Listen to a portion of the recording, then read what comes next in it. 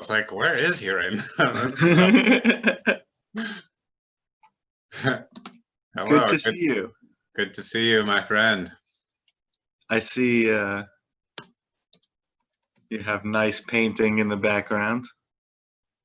Yes, nice painting. Thank you. Yeah. This is my medicine woman. Very nice. A mushroom shaman of sorts.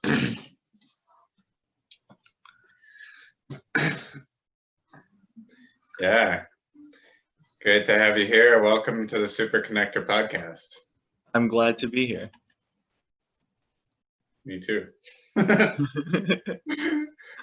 Yeah, it's been a long time. So we haven't seen each other for many moons. Yeah. While already having a very large beard beforehand, still has very much grown it since I have last seen him. I haven't cut it this whole time, so that would make sense. How many years is that? Since I've seen you, it's been since 2013. So that's like 7 years. Since I've cut it, even longer. I've trimmed the mustache so I can eat soup, you know? Yeah, well, that's important. It's having a long mustache is it's difficult. Difficult. As soon as mine starts to go over my lips, I'm like, get it out. Yeah. Well, do you find it easier to pull the wisdom out now that it's longer? Yeah, you know, I find it maybe easier to look wise. Definitely that part is working. Right. Well, it's impossible to have a beard like that when you're a young fool. There's a little bit of gray coming in. I don't know if you can see it on the video. Probably not. Oh wow, no, I can't see it. But yeah, it's you know, it's starting slowly. Yeah, that's happening. I'm seeing a couple sneak in every once in a while. I'm 37 now, so. Such is the nature of linear time.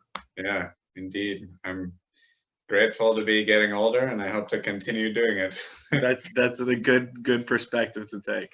Yeah, for sure. I'm not afraid of it at all. I do want to continue doing all my fun activities, but I think the way to do that is to just keep doing them and keep your body healthy. So absolutely. So I continue to work on. So I just started coming up on mushrooms. Oh, nice. And when I say mushrooms, it's more like mushroom. It was like a part of a stem that I was planning to be sort of a microdose, but it seems to be a little bit stronger than I thought it was going to be. It's a powerful mushroom. Well, may the mushroom be with you and with us both. Maybe a guiding light for your evening. Amen, my friend. Yes. Father Toadstool has blessed me once again. Beautiful. So where to begin? I'd like to start with a little context and where exactly were you born? I was born in New York City at NYU Medical Center in Manhattan, the Lower East Side of Manhattan. Well, actually north of the Lower East Side in an area they call Bedpan Alley because it's really just hospitals over there. Bedpan Alley? Yeah, I've heard it called Bedpan Alley. I've never heard of that. Cool. And what day and year was that? It was November 30th, 1986. In the Hebrew calendar, that's the 28th of Cheshvan, and that would be 5746, I think. Yeah. And in the tropical zodiac, we have Sagittarius, also Scorpio moon, Aquarius rising, or Aries rising, correct? That sounds right, yeah. Yeah, because I remember your rising sign is in alignment with the natural order of the zodiac, with Aries being at the beginning, the first house. This is my second podcast with a Sagittarian today. It was just the It's that kind of day. Sagittarius day. So tell us a little bit about yourself in a short bio. Who are you? What do you do? What do you like to do? Who am I? What do I do? What I like to do? I'm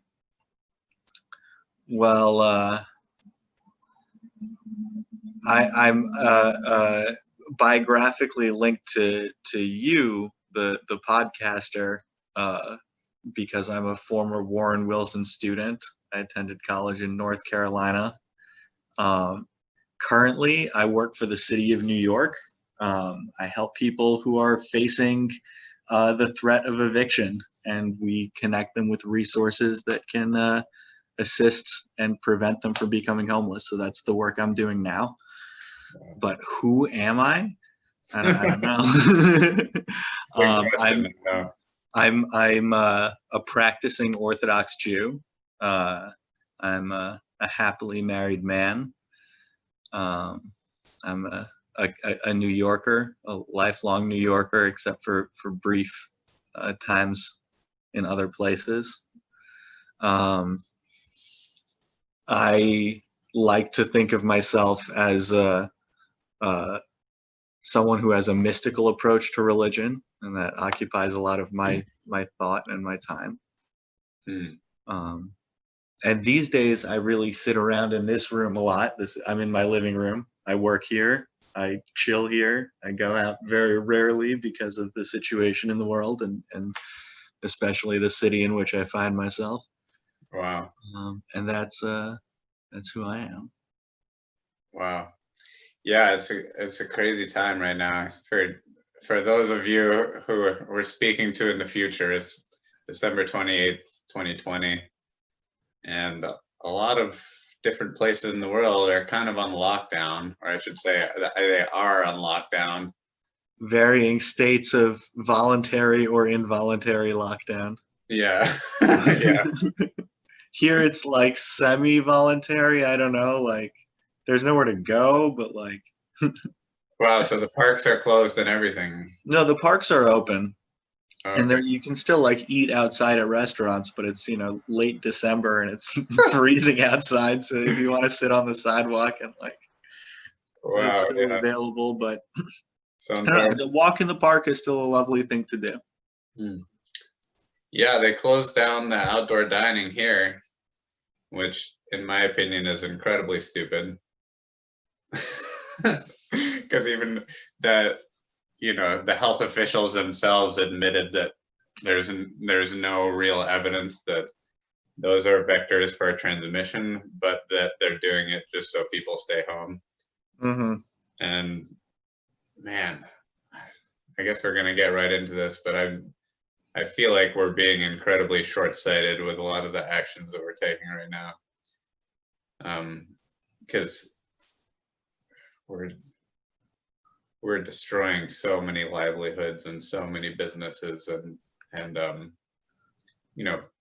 putting so many people out of work, all based on this one thing that we're incredibly afraid of. Sure. Which is the spread of this virus.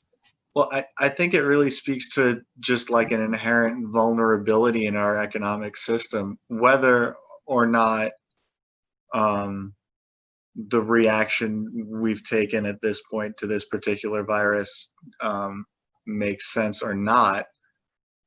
The very real possibility of a pandemic that we would have to shut down to this level for is there, and it kind of just like exposes the fact that if we do have to close things down to this level, we don't have a society that's really set up to look out and take care for one another in a time of crisis, regardless of whether the crisis is whatever precipitated it.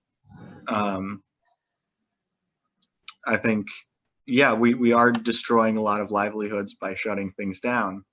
But the systems should be in place to support the people who are falling behind then. and they're really not.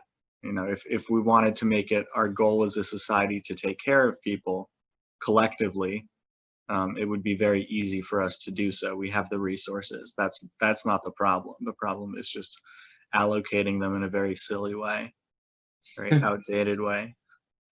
Yeah. So can you elaborate more on that? Like, what are we doing specifically wrong, and how can we do it better?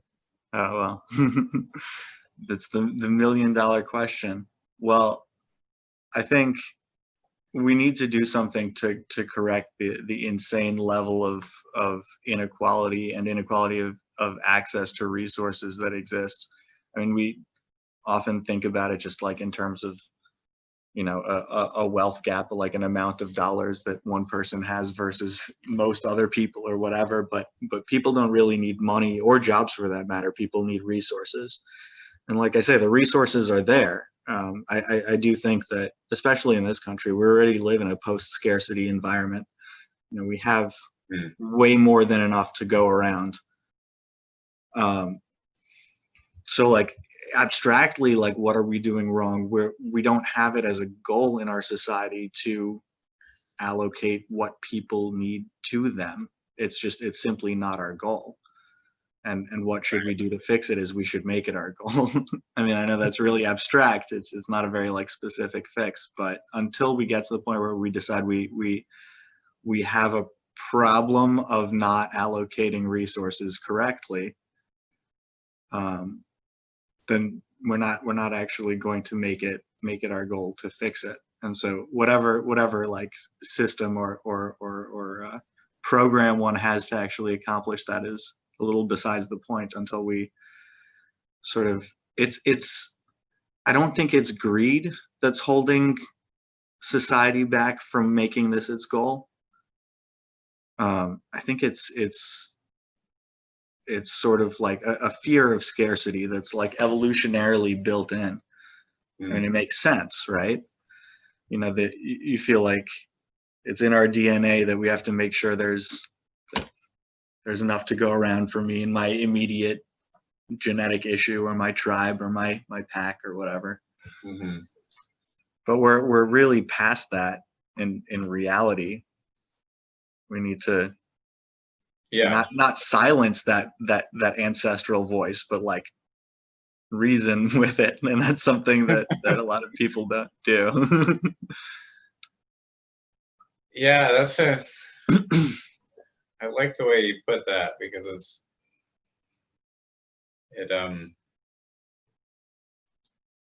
I think a lot of people do just blame it completely on greed or capitalism or, you know, something along those lines. And I do think that it is a pretty bad side effect of capitalism is these things like these, you know, bloated corporations that are not bringing a service to the world that is really useful, and in fact doing the opposite, like doing great harm while also profiting tremendously, is, you know, as I was saying, like it's a side effect of capitalism that is really tearing up the world right now. But I also don't believe that we have a better system per se. That we figured one out. What do you think about that? Yeah, well, I mean, so like I call myself a socialist, but I don't think we need to be so absolute about anything. You know, if we should feel free to criticize capitalism without, you know, being Stalinists. You know, you don't have to. You can remain a capitalist and be willing to criticize it. In fact, that's a good thing. You know, a socialist should be willing to critique what hasn't worked and what doesn't work in socialist programs. I mean, if not, we're just sort of, you know, blindly worshiping an ideology instead of, you know, dealing with the fact that it's an unfortunate reality that we have to have economic systems. We'd rather not have to worry about economic systems at all, right? So none of them should be like something we can't. If there's a problem with it, it's okay to say that there's a problem that needs to be mitigated. And you can even say capitalism may be the best system or the best possible system at the moment, but we can still mitigate the problems with it. It doesn't have to be like whole hog. We don't have to be like, but yeah. So what do you, when you say you call yourself a socialist, like where would you like to go with, where would you like to go with that in terms of future changes in policy? Sure. If you had your way. Well, there's what it means on like a big picture, and there's what it means like on a sort of everyday level in front of me. So like what it means on an everyday level in front of me, let's say that first. It's like, well, I live in New York City, the capital of American capitalism. I was occupying Wall Street once upon a time, but I'm not going to try to storm City Hall, and I don't know what. I work for the government, and that's part of my socialist praxis. I know that there is a population that needs help. I know there are actually, not enough resources, but some resources allocated to help that population. And somebody needs to work that system. Somebody needs to make sure that the bureaucracy is not overwhelming for the people who are receiving that support.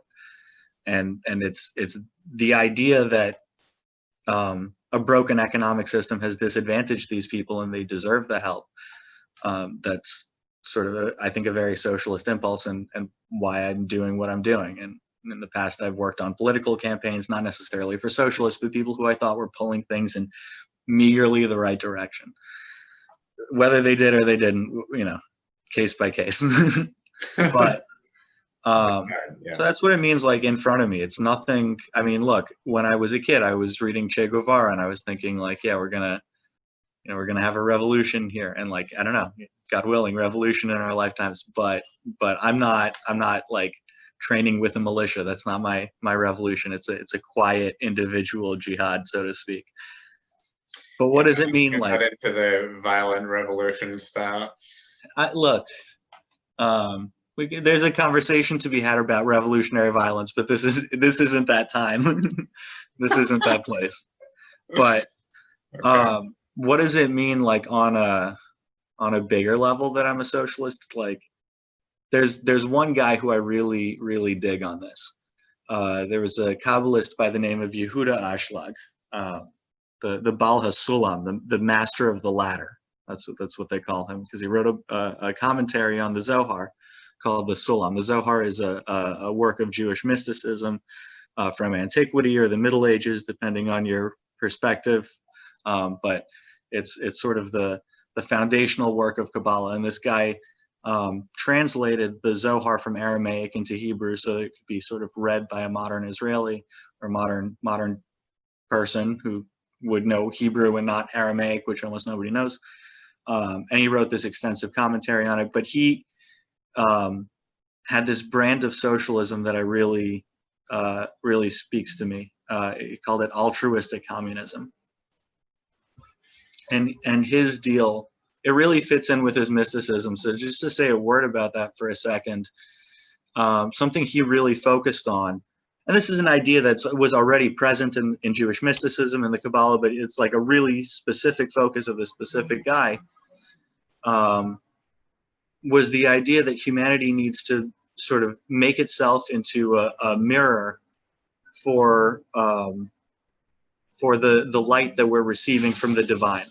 So we're receiving divine light. That's the way in which the divine emanates into creation, and it comes all the way down to us, and we should be reflecting it back as purely and as perfectly as we can. We shouldn't just be receiving what is being given to us. We should also be projecting it back. So like that on a deeply mystical level, that's the core of everything he's thinking about. So politically, the way he took that was like this. He said that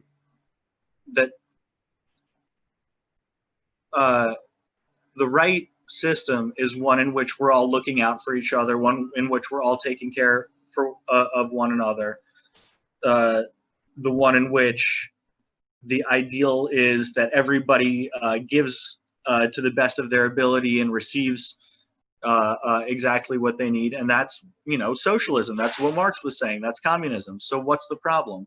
Why isn't it working out? And he was actually writing this like pre-World War II. So he was already looking at Russia at the time and saying like, I see how that's not going to play out. That's not going to work right. Like, so why? Right? It's clearly a nice idea. It's the best idea. And he's comparing it to, the sort of Western capitalist democracies and also fascism, which was on the rise at the time, which he found very disturbing for obvious reasons. And he said, because it's still a selfish ideology. The only system that's going to work is a completely altruistic system, right? We shouldn't just be, like he's saying, receivers of the light. We should be reflecting it back. So how can we say that communism is a selfish ideology if the whole idea is that, we're all existing for the collective, we're all existing for one another? And he says it's because it's humanity doing it for itself. This is a really interesting idea, right? That humanity is saying, I want to create a system that's going to serve what humanity needs, and that's why it's not going to work for humanity. It's a little paradoxical, but what he's saying is the solution that it has to be l'shem shamayim. That's the Hebrew term, for the sake of heaven, as in for something superhuman or supernatural even. It's like a kind of a mysterious thought, but when you start to unpack it, it seems to have like some strange merit, which is like this.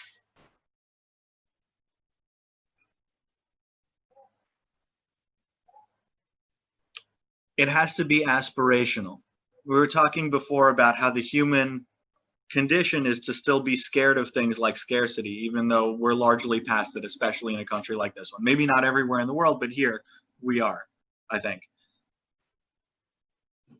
Mm-hmm. But we're still sort of living with that reptilian brain, right? We're still like living as the monkey. And if we want to create something that's just for the monkey, it's really limiting what it is that makes humanity so special, which is stepping forward into the future, growing and like continuing to transcend itself.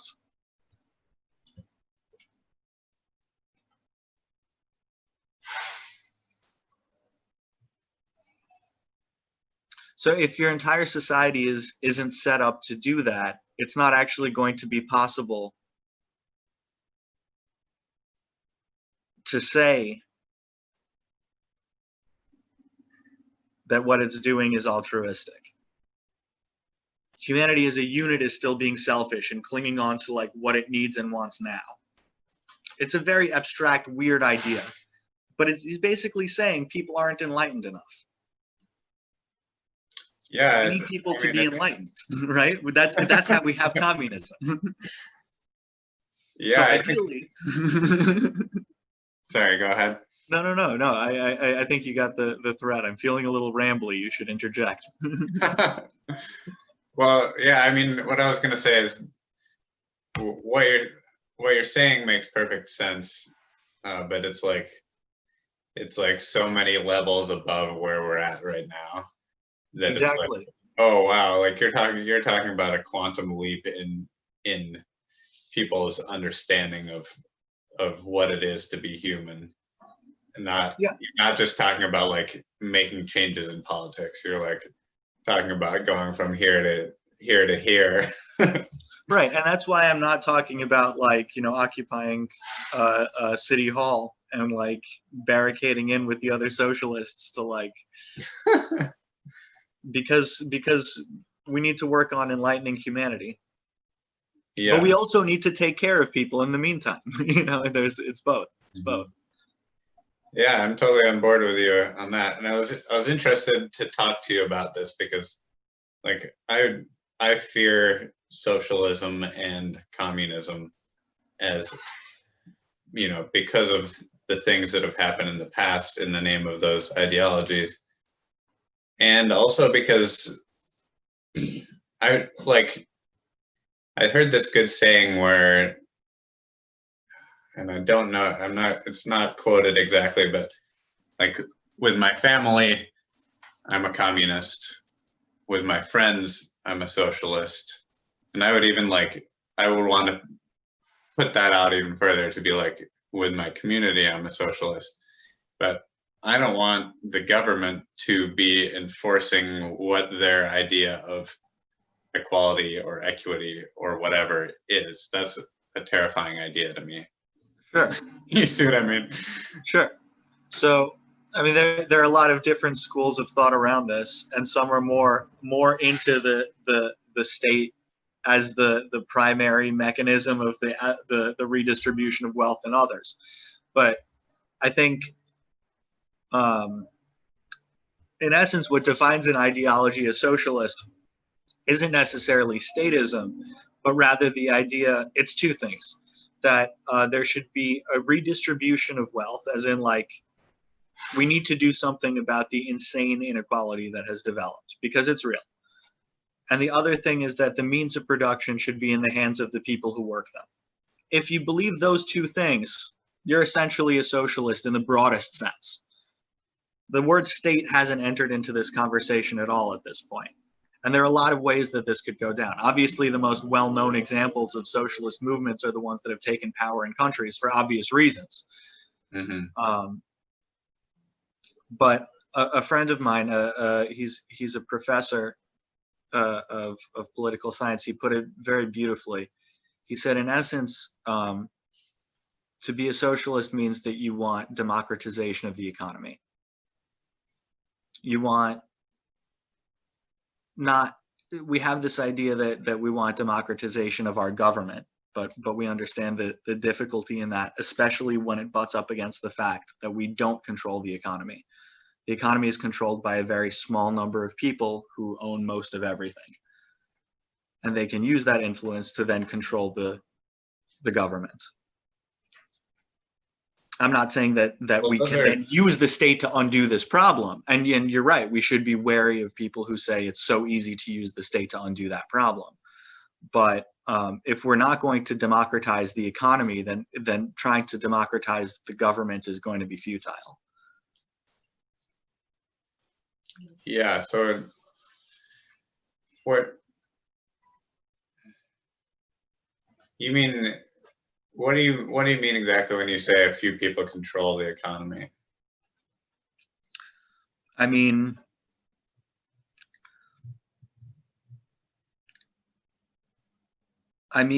what is the stat? The 30 or 300, it's one of the two numbers, but they're both very small. 300, whatever, richest people in the country have as much wealth as the bottom 50%. We're talking about a community of a few thousand people who have such an unimaginable amount of wealth and power.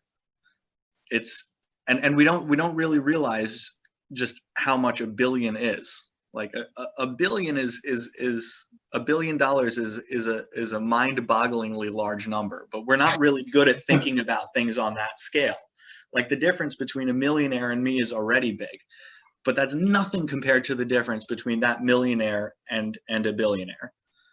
A millionaire is much, much closer to me economically. I'm friends with plenty of millionaires, not plenty, but a few of them. Right? We're not talking about the same playgrounds at all. That's what I mean by a few people. Gotcha.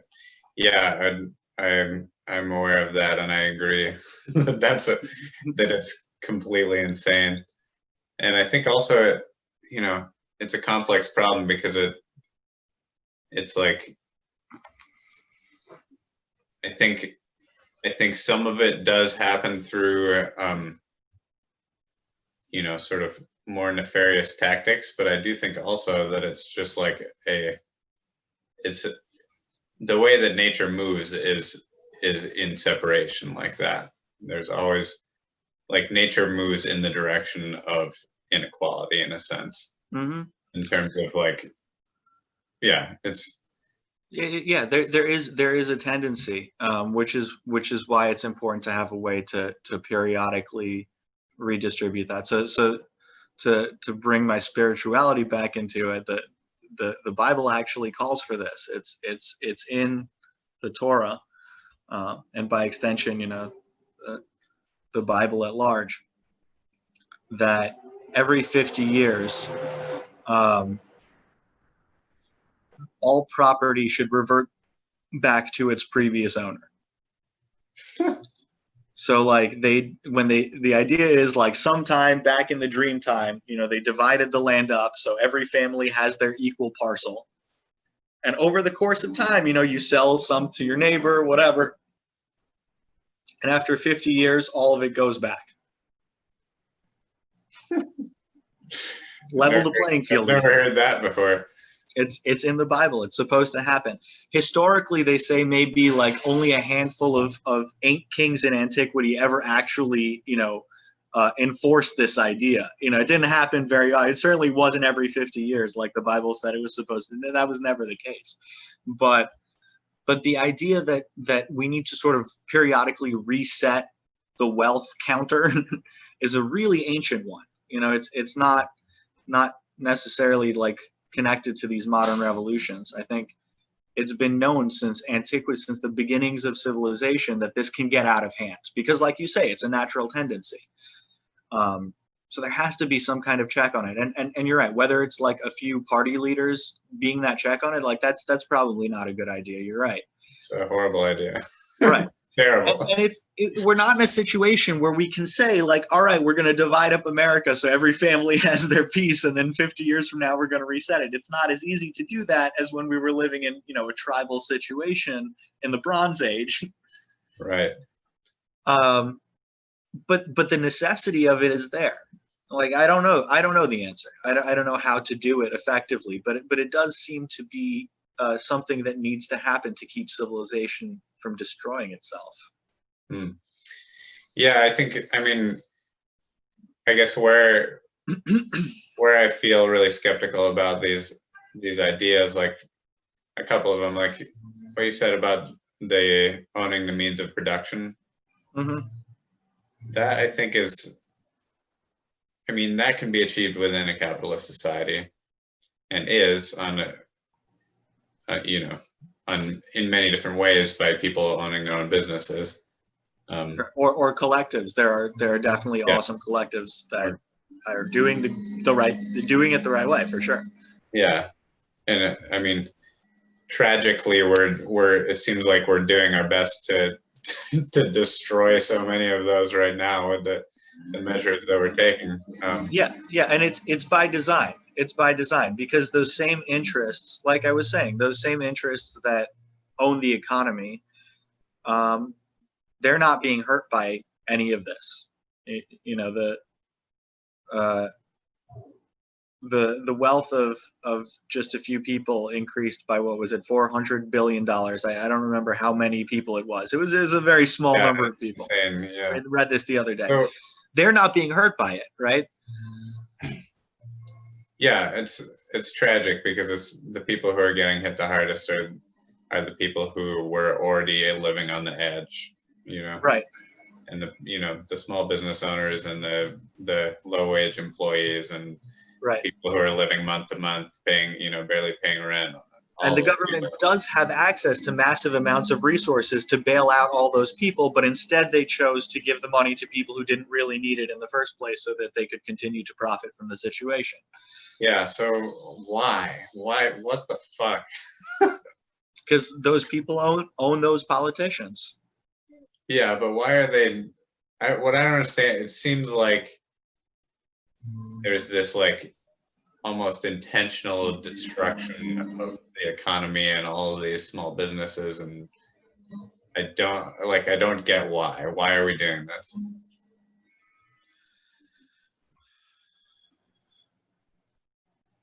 So, you know, we were saying earlier that there's this greed, that it's not greed, it's fear of scarcity. But at a certain point, you know, greed does come into it, right? I think that Greed, yeah. no, I think that it's impossible to sit on that much wealth and not have it drive you crazy, right? It's like the ring from Lord of the Rings. Like you turn into a bit of a monster.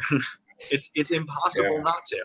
It's impossible not to know that, like, to go to sleep every night knowing that your pocket change could feed hundreds of thousands of starving children like tonight, and that you didn't take that action, to like be able to like go to bed every night knowing that you didn't do everything in your power with your vast amounts of resources to cure diseases and like clean up water systems with lead in them and give people an education and like all the billions of things you could do with your billions of dollars and still like go to bed a rich man. The fact that you like didn't do that night after night after night has got to turn you into a bit of a ghoul, right?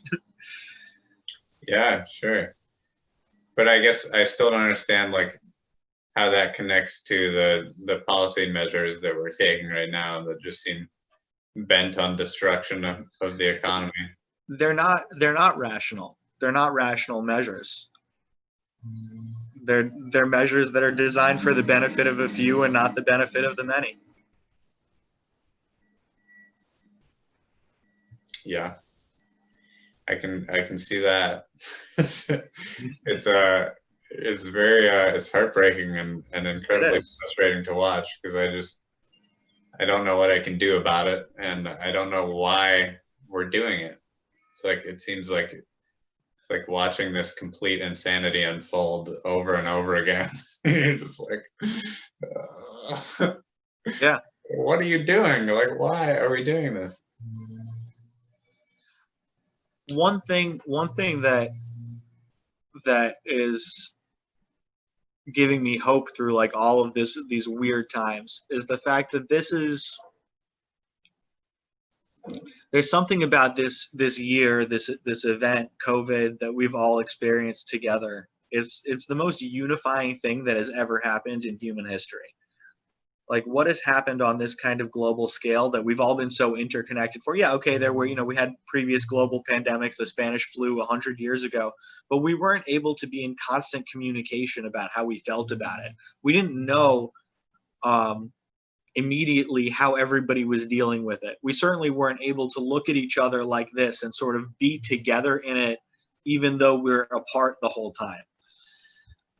There's something that it's an event in the history of human consciousness, a really serious event. And there are a lot of people who have been able to step out of some of the abuses of the rat race for long enough that when they have to go back into the workplace, they're going to maybe stand up for themselves in a different way. There are ways in which we're reconnecting that we don't even understand how this is going to play out. Like what this is going to do to us when we come back online. This summer is going to be the craziest thing we've ever experienced. I don't know what's going to happen in the streets of New York City, but like, I'm glad I don't have a small child whose eyes I'll need to shield everywhere we go, because like shit's going to be nuts. And that's going to be beautiful. It's going to be a summer of awakening, and it's going to be full of potential. I don't believe in magic wands, but you know, we'll see. I'm optimistic. I remain an optimist through it all. You have to. Good. It's good to hear. Yeah, I do as well.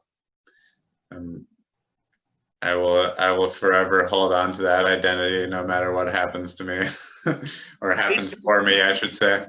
Whether you're an optimist or a pessimist, you're going to get the same outcome. But if you're a pessimist, you're going to suffer the whole time until you get there. And if you're an optimist, you're going to have a good time until you get there. So, amen, brother. I've gone through phases of being both, and I've really seen the difference in the effects, and just like so many blessings have come into my life from from being an optimist and being kind to people. So I'm 100% on board with that. That's good. That's the magic, in fact. That may be the magic wand. Yeah, okay. I should take back that I don't believe in magic wands. I'm skeptical that things happen quickly, but I do believe in magic wands. Yeah. Well, I think I do feel this sort of sense of speeding up of time that's happening right now. Like there's almost like there's more events happening in a shorter period of time. That's that quickening that they said was going to happen 8 years ago. It's happening. What's that? Do you hear that noise? I'm hearing some weird. Yeah. Hold on. Let me background. Let me try to close this window. Give me a second.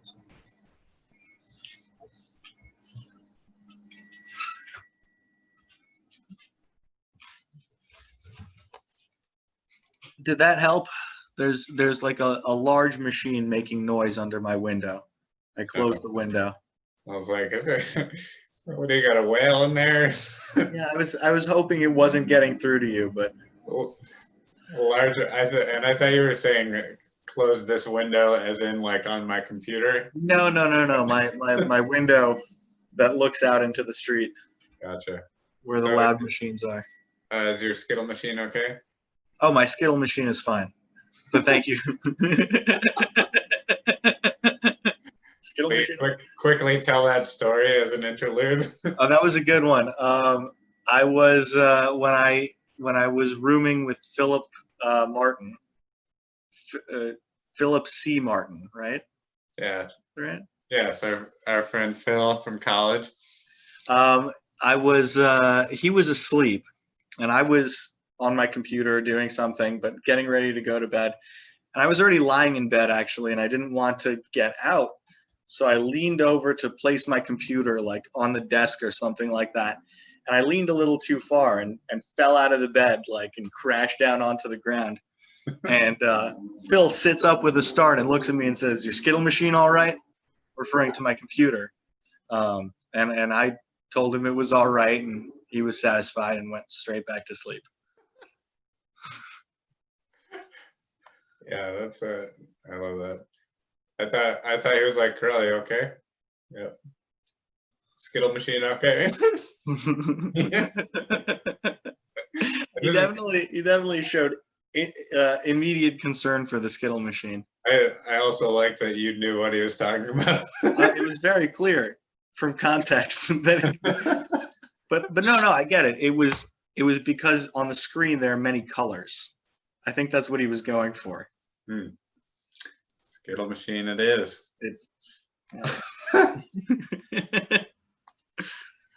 Well, yeah, okay. So I wanted to.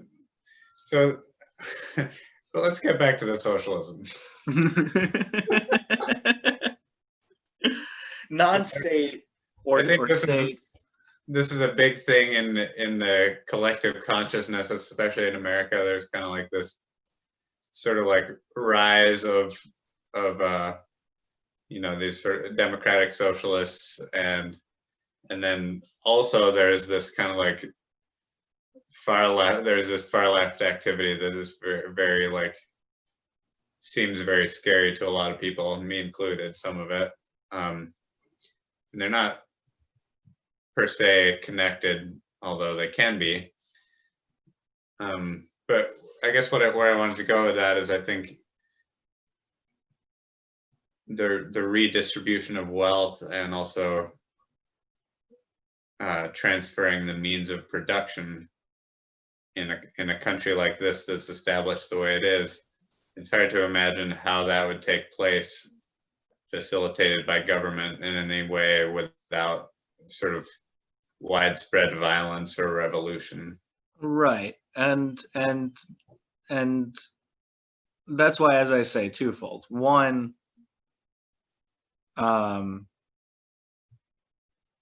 we need a much more enlightened population in order to achieve that particular goal, which I still think is a very important goal if we want actual freedom for humans. But in order to get there, we need to be further along in our development than we are. So, and this other point about violent revolution, I wouldn't be too worried that it's here. You shouldn't worry. It's not here. The democratic socialists, by definition, are not pushing for a violent revolution. That's what makes them democratic socialists. And Yeah, to be fair, they're not even really things are democratic separate. socialists. Yeah, they're social democrats, which is to say they believe that a liberal democracy is the preferable form of government, and they wish to achieve social programs by the vehicle of that democracy. People like Bernie Sanders and AOC and these folks. Whether they've read Marx and like him is besides the point. The question is, like, what do they think should actually practically occur now? And I think the answer is they want to stick with the democratic institutions we have and try to deliver social programs through that institution, through the liberal democracy that we have. And in terms of the sort of more agitated folks out there, state communism is really not popular in that crowd. You find a lot of anarchists, like these syndicalist types, and for them, and I'm talking about, like, the black bloc, people who like go out into the streets in order to intentionally like confront the elements of the far right in a violent way. The sort of scary image that people have seen. Mm-hmm. These folks are mostly anarchists, in my experience. And first of all, they have no interest in a state apparatus.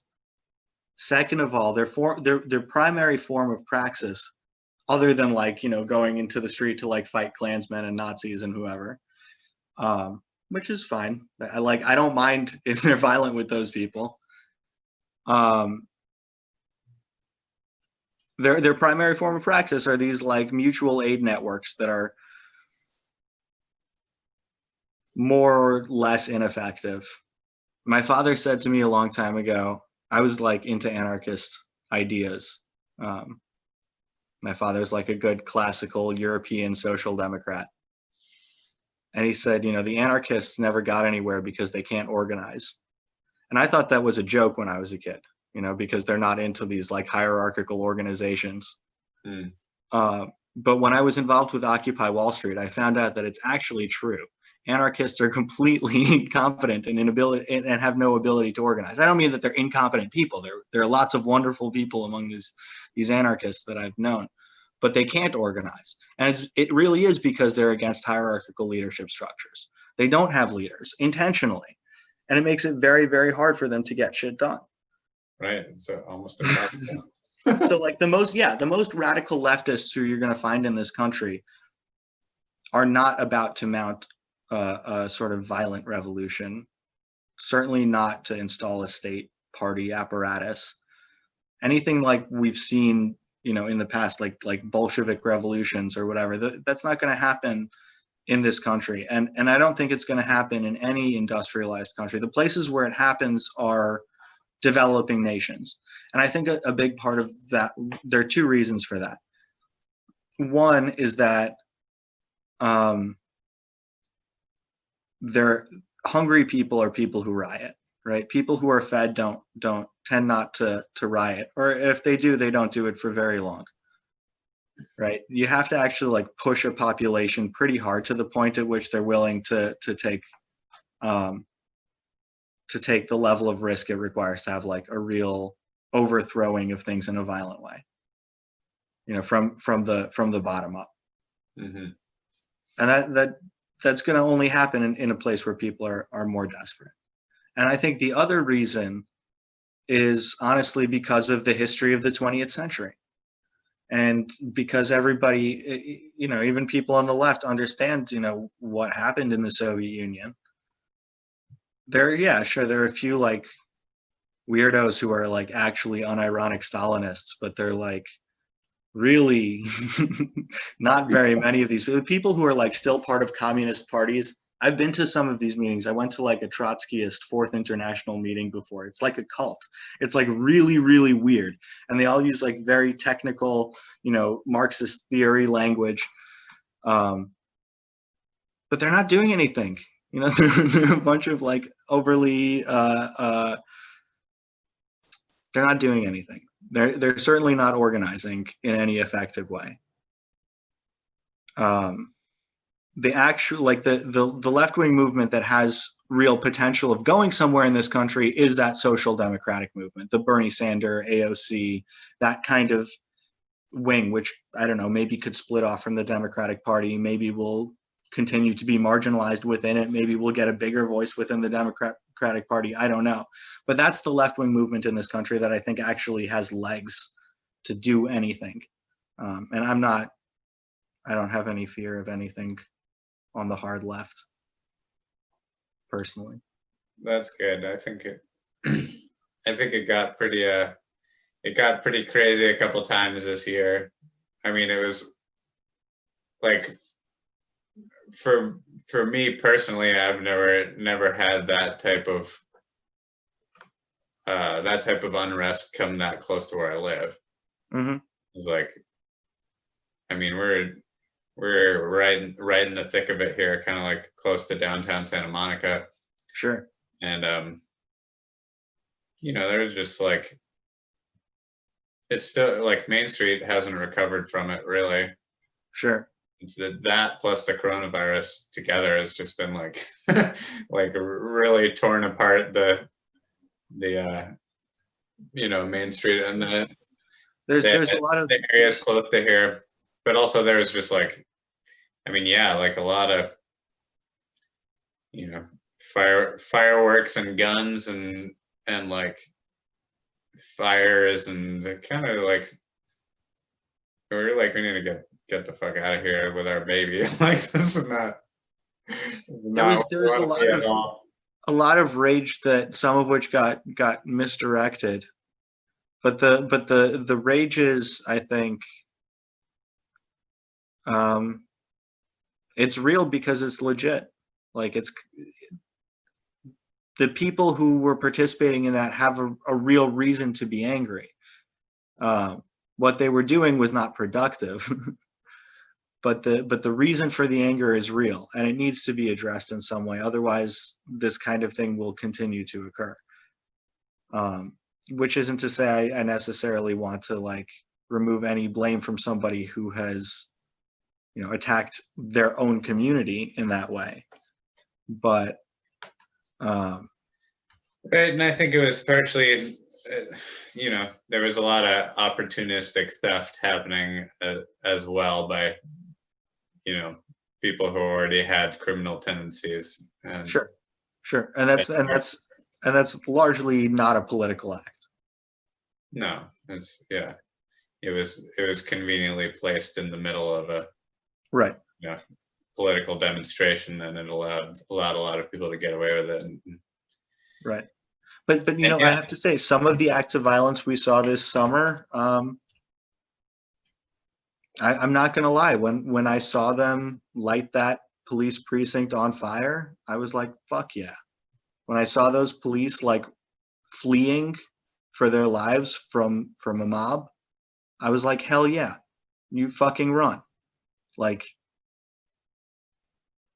there's a point at which a population that's been stepped on so much, like, it does need to stand up, and like burning down a precinct, that kind of property damage is legitimate violence sometimes, especially when we're talking about attacking state property. Property of the state is our property. I'm not saying like because it's all of ours, we should have the right to torch any police precinct we want. And it's a very intense act. But we know that there's a long history of this one gang in our country that has state backing being allowed to kill citizens with impunity. And at a certain point, there has to be some kind of pushback. And And that's I think on a certain level going to be legitimate. And it's very different from looting a store on Main Street. That's not, I don't think that those two acts are within the same category.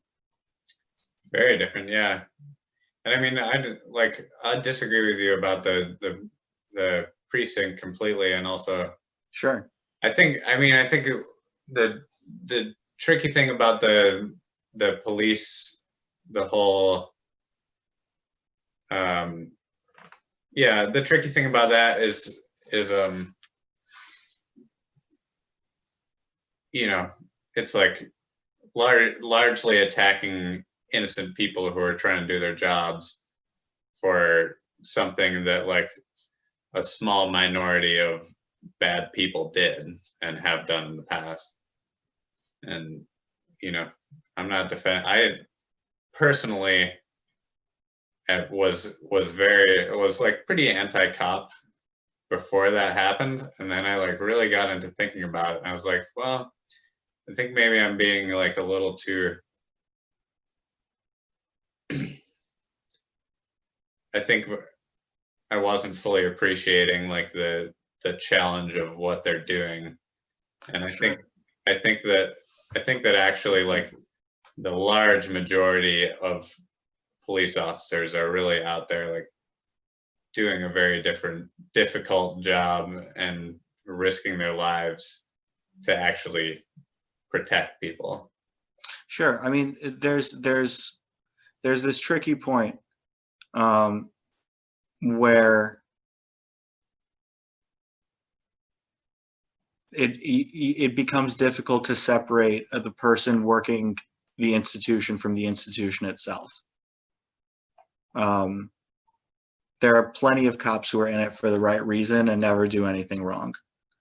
But I do fundamentally think that the institution they're serving is essentially evil.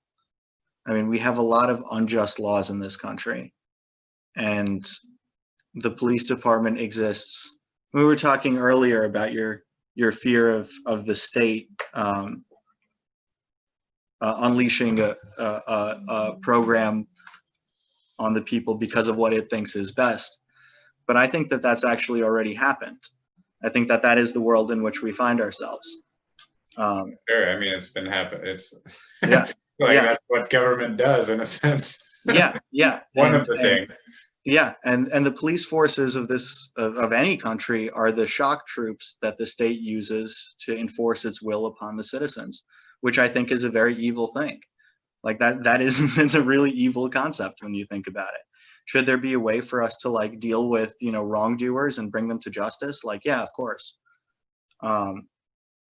But should we sort of see our entire population as like, you know, worthy of being subjected to enforcement, where at any moment you could be snatched out of your car and placed in cuffs on the side of the road until they decide you can go, and they can punish you with instruments of metal and could get it wrong and maybe you're innocent. And there's a lot of, we don't have to be as punitive as we are, and we don't have to turn attack dogs against our population. And I don't want to call people dogs.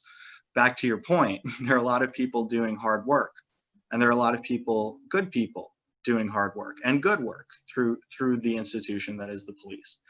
But I think we really need to take a hard look at what we want our police force to do. And we don't need to abolish them, but we do really need to rethink what their place in a civil society is. And some of it is law enforcement, sure. But the sort of community support that a lot of police officers end up engaging in is something that they're wholly untrained for. They're mostly trained for physical confrontation and how to manage those situations. And if that's what they're trained for, that's the mindset with which they'll approach situations that don't call for that, which are most of the situations they're involved in, which once again is that hard work you're talking about that good people are doing. And they should be trained for that and supported for that. We need to maybe diversify what happens in a precinct, and not just have everybody automatically be handed a weapon. So yeah. I think it's the relationship between communities and the police officers is like has been just like massively damaged this year and been degraded for a long time. Yeah, it took a lot to get to this And point. from both sides also, like I can't imagine like choosing to be a police officer right now. I mean, that's very much outside of my character already, but I can't imagine like wanting to step into that line of duty, knowing how much of the population, you know, actively hates you or fears you. Mm-hmm. But you know, also like what came along with that movement was when the police kind of stepped back in those summer months with the, you know, the abolish the police, defund the police movement really gained popularity. Like there was massive spike in crime in major cities across the country, and that like that's not a coincidence, you know. Well, a lot of that can also be connected to the harsh economic problems we were facing this year. It was really a perfect storm. You had people who were maybe more desperate than they would have been usually, and enforcement where it was lighter than it usually would have been, and it led to real problems.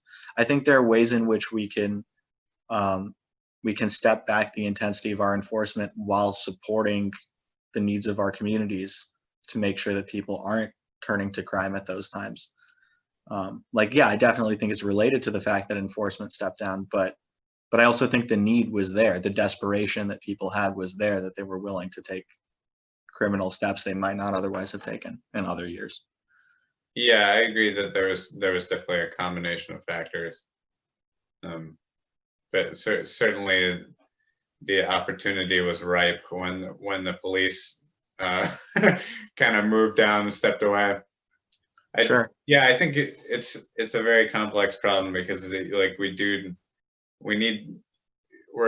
a very armed society, and we need people who can deal with violent criminals, and I think that's the main thing that the police should be doing. That's where I'm at with it, like enforcing, you know, maybe like serious, like basically if you're endangering other people, like we need people who can enforce those laws.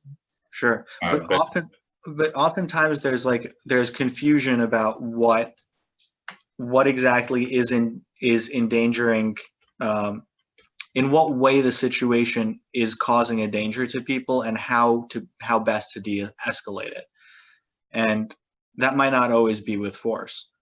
It could sometimes be with conflict resolution techniques that people aren't really being taught properly. When you come into a situation where somebody's being belligerent and you're trained to physically subdue them, that's what you're going to do. But that might not be what's healthy for the person who's in such distress that they're being belligerent and possibly going to harm themselves or somebody else. It might not be what's best for the people who are witnessing it.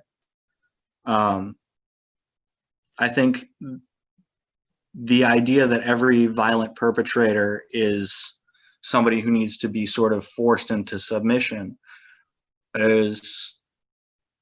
it's one of those things we need to become more enlightened about. You know, that's somebody who's also in pain and hurting. And like, yes, you're right. We should have compassion for the cop, and we should have compassion for the criminal in exactly the same way. If I'm going to be able to look at somebody who's serving in an institution that I think is evil because it enforces unjust laws upon innocent people, and say that I can have compassion for that person, I also have to be able to look at somebody who might be committing a violent act and have compassion for that person and say, there's probably an exacerbating mental illness, a history, a reason that somebody became pushed to a radical situation. I think most people who do something violent can be rehabilitated, and that rehabilitation can start like in the moment you're interceding on the act. Once again, I don't know how to. We need to be more enlightened. That's the answer, Alec. Buddha nature is the Yeah, answer. I'm on board with that, and that's an incredibly optimistic perspective. Also, just heal the criminals in the middle of the crime. well, that's the moment to start. I mean, the moment to start is even before, right? But Yeah. I mean, obviously, we want to make sure that people aren't hurt in the moment, right? But if it's also possible to not cause trauma to the person who is being stopped, I think that's also important. We need to stop thinking about punishment. We need to start thinking about healing, right? Yeah, You can restrain somebody for safety, yeah, but not to hurt them. Sometimes and often it is necessary for safety to have that restraint. Sure. But I agree that our criminal justice system and policing system is just, it's so punitive, it's so focused on sticks, not carrots, I guess it would be one way to say it. Exactly. And it, like if you look at recidivism rates and just see how many people are just stuck in this like endless loop of like, once you're a felon, it's hard to go back to getting a normal job and a normal life. Like you're pretty you've been put at a massive disadvantage, and people can people get to that state for having giant bags of weed or all kinds of ridiculous things. So like I think one of the biggest problems we face in our country is criminal justice reform. We have the most prisoners of any country in the world. Although it may be hard to tell how many China has exactly, but we're the worldwide leaders in that, and it's because of this punitive system that we've adopted, and it's certainly in terms of putting people through like a regular criminal justice system, we're doing it at a higher rate than China. Whether they also have prison camps that have nothing to do with criminal justice at all, you're right, it's hard to say. Right. They do. But, they certainly do. But the rate at which we're putting people through the justice system is at the highest rate for sure. Yeah. And and a lot of it is for stuff that it doesn't deserve that type of punishment. Right. And even it's so costly in so many ways. It's like it's clearly not working for the purpose that we're intending. Well, that's the question again. What's the intended purpose? And if the intended purpose is to provide large amounts of cheap or almost free labor, then it does work. Yeah. And that is someone's purpose. So. Yeah, it's horrible.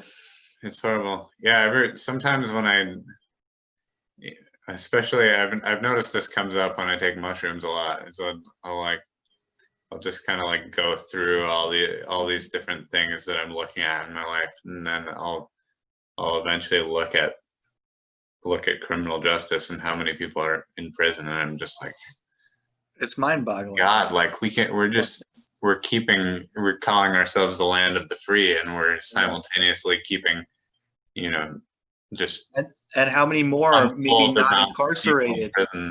Yeah, and all other people who are maybe not incarcerated, but still like are in some way going through parole or something, need to check in with their person from the government who's following up on what they're doing, looking at their urine to find out what they do for fun and stuff like that. Yeah, it's horrible. It's nuts. It's nuts. Yeah, it's incredibly it's backwards, and it's very but it's inhumane. Yeah, and I think that this is something that I think there are a lot of things that the vast majority of Americans totally agree about that neither of our ruling parties will work with us on. I think this is something, no matter how people identify, most Americans agree with this sentiment that like we're just locking up way too many people for no good reason. Yeah. And yet it's still very difficult to get these parties to work with us on it, because once again, they don't really exist for the interest of the rank and file people who vote for them. And that's part of the problem. So who's paying off the politicians? Well, there's there's no one group paying off all the politicians. There's one group of rich people with their interest in their politicians, and so on and so forth. But who are the leaders is what I mean. Who are the leaders? I think so. Okay. I think the pharmaceutical lobby is Pharmaceutical lobby is a big one. One of the biggest problems that we have. I think that the military industrial complex is still definitely up there. We're still spending ungodly amounts of money on weapons that can do horrible, horrible things and shipping them all over the world. We give other countries all this aid so that they can pay our weapons companies to send them bombs. We're not really sending money abroad. We're sending bombs abroad and giving money to these bomb making companies. It's really, and that's horrendous because those countries are actually using those bombs. Not that we're not, but that's a big one. That's insane. Yep. But yeah, pharmaceuticals are a huge one as well. Pharmaceutical industrial complex. Yeah. This is something. Have you thought much about this? I think it's something that also has been on my mind a lot recently. Americans are very, very drugged. We're on very, very many pharmaceuticals. We're incredibly drugged, yeah, and they're not designed for healing, but to for continual use to mitigate symptoms. Yeah, that's a real thing. That's a real thing, and I don't know if it's $1 trillion industry, certainly a many billion-dollar industry. Yeah. And our healthcare system is more of a sick care. Yeah. Sick care system, and it's simultaneously fueled by the we're poisoning our food supply. We're poisoning our food supply with glyphosate and these monocropped industrial farm excuses for food that are simultaneously killing the soil, robbing it of all life and nutrients, and also feeding the people the products of this essentially poisoned poisoned practice. Right. So there you go. That's another major industry that's one to look at. And then they need a lot agriculture. Yeah. And then what? Then they need a lot of medicine because they're getting poisoned by their food supply. Right. I don't know if those industries are exactly talking to each other, but they seem to be working well in concert. Yeah.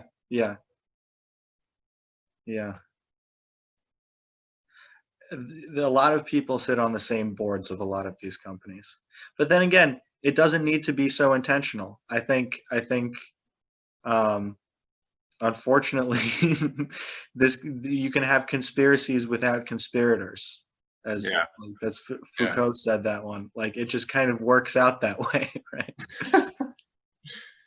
I think there's a lot of that going on, and also that's just what I prefer to believe.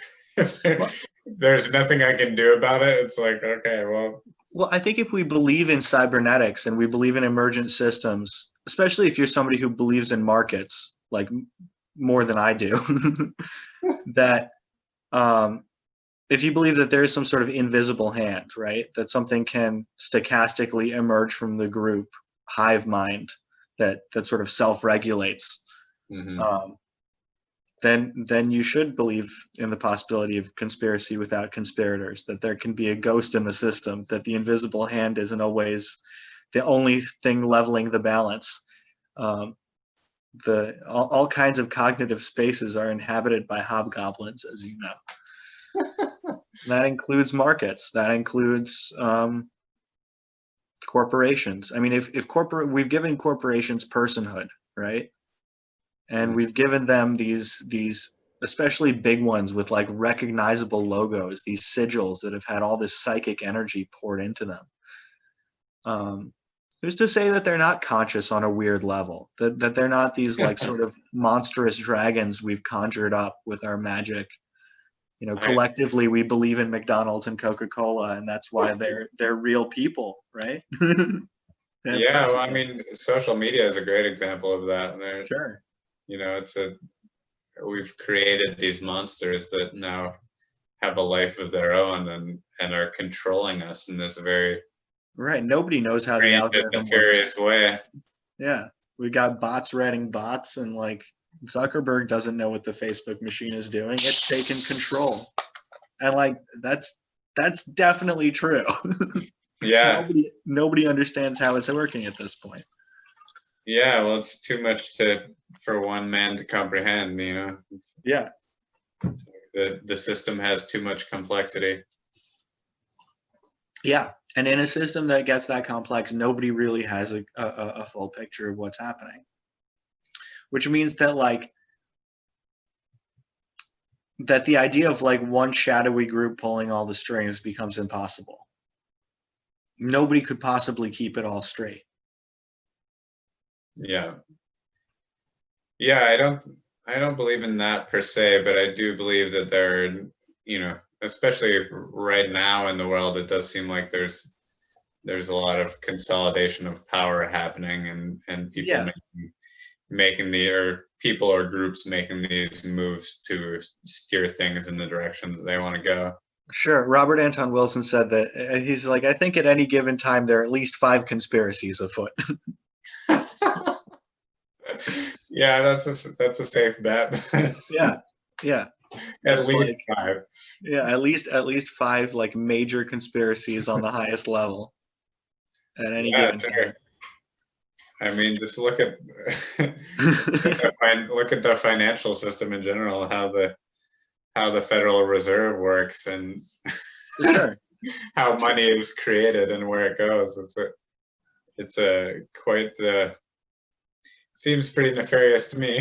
Yeah, once again, something that's not really real, that, you know, exists by our like massive psychic energy that we've poured collectively into these dollars that just aren't real, but we totally buy into it. Yeah. And it keeps it all moving. Yeah, they certainly seem real. They can definitely they do. They can move a lot of things around. They certainly can. They control our behavior in a powerful way. Just because something, I'll walk back from saying it's not real, but just because something only exists by a social convention doesn't mean it doesn't exist at all, right? Like it exists by general consensus. Yeah. But still has some sort of being to it. Yeah, totally. Yeah, I agree with that. It exists because we decided it exists. Right. And we can decide other things too. That's the point. Like we do actually have that ability. And if we were to make it our goal collectively,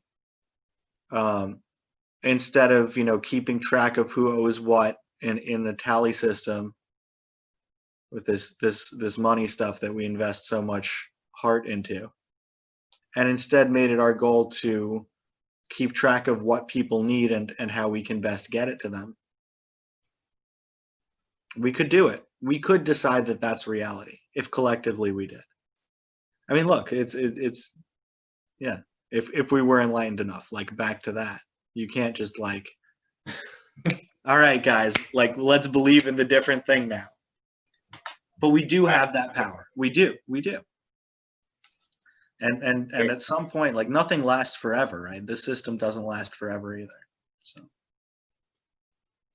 No, it seems to be going through some sort of massive transformation, spiritual death or birth process, we could say. Yeah, I heard there was like a big astrological thing, but I don't know about that. It's been a big astrological year. The Jupiter-Saturn conjunction in the very first degree of Aquarius right at the end of the year here. There's also, the United States is going through its Pluto return, Mm-hmm. which is kind of like The an first epic, one. an epic meltdown. Yeah, it takes a long time to have Pluto return. So this is our one and only. And Pluto has a lot of themes of death and rebirth and revolution and transformation, like the energy of the phoenix. So it seems like we're running into a lot of that energy right now. Sure. Don't eat any pomegranates. What was that? Don't eat any pomegranates for a while. You get stuck in Hades like Persephone. Yeah, I didn't get that reference. That's okay. I thought you were saying donating pomegranates. You got to donate those pomegranates. Just got to donate some pomegranates. Pay it forward, man. If we all just did that, that's the key. Yeah, will you tell us a story? Why should we be donating pomegranates? Why should we donate pomegranates? No, why shouldn't we eat pomegranates? Why shouldn't we eat? That story. Sure. Yeah. That's a story I don't have to make up. That's good. So it's an ancient Greek myth about Persephone.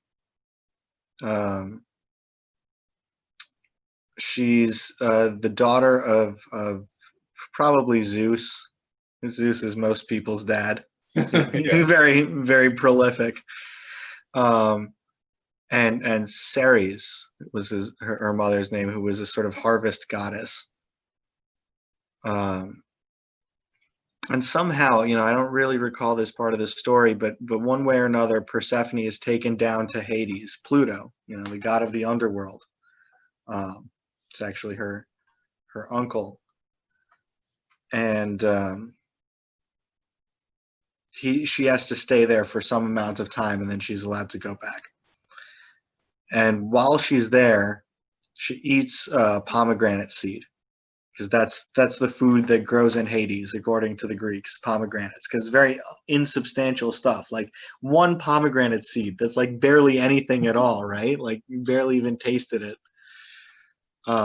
She ate one pomegranate seed, but because she'd eaten of the fruit of Hades, she couldn't really leave completely ever again. So she goes back and forth. She like goes down, and she's Hades' wife for part of the year, and then she comes back. And Persephone is actually the goddess of springtime. So it's a myth about rebirth in the spring, coming back. So I guess if you eat a little bit of pomegranate, you're not stuck in Hades forever. You get to come back in the springtime. You get to be reborn. Mm. But eventually she's going to go back. So spring doesn't last forever, and winter will come again. And that's what that story's all about. Mm. Pomegranates for the Greeks are about that, being their sort of insubstantiality is one part of what's going on there, and the other part is they represent this sort of rebirth, but then being tied back to the world of death again because of the rebirth, in a sense.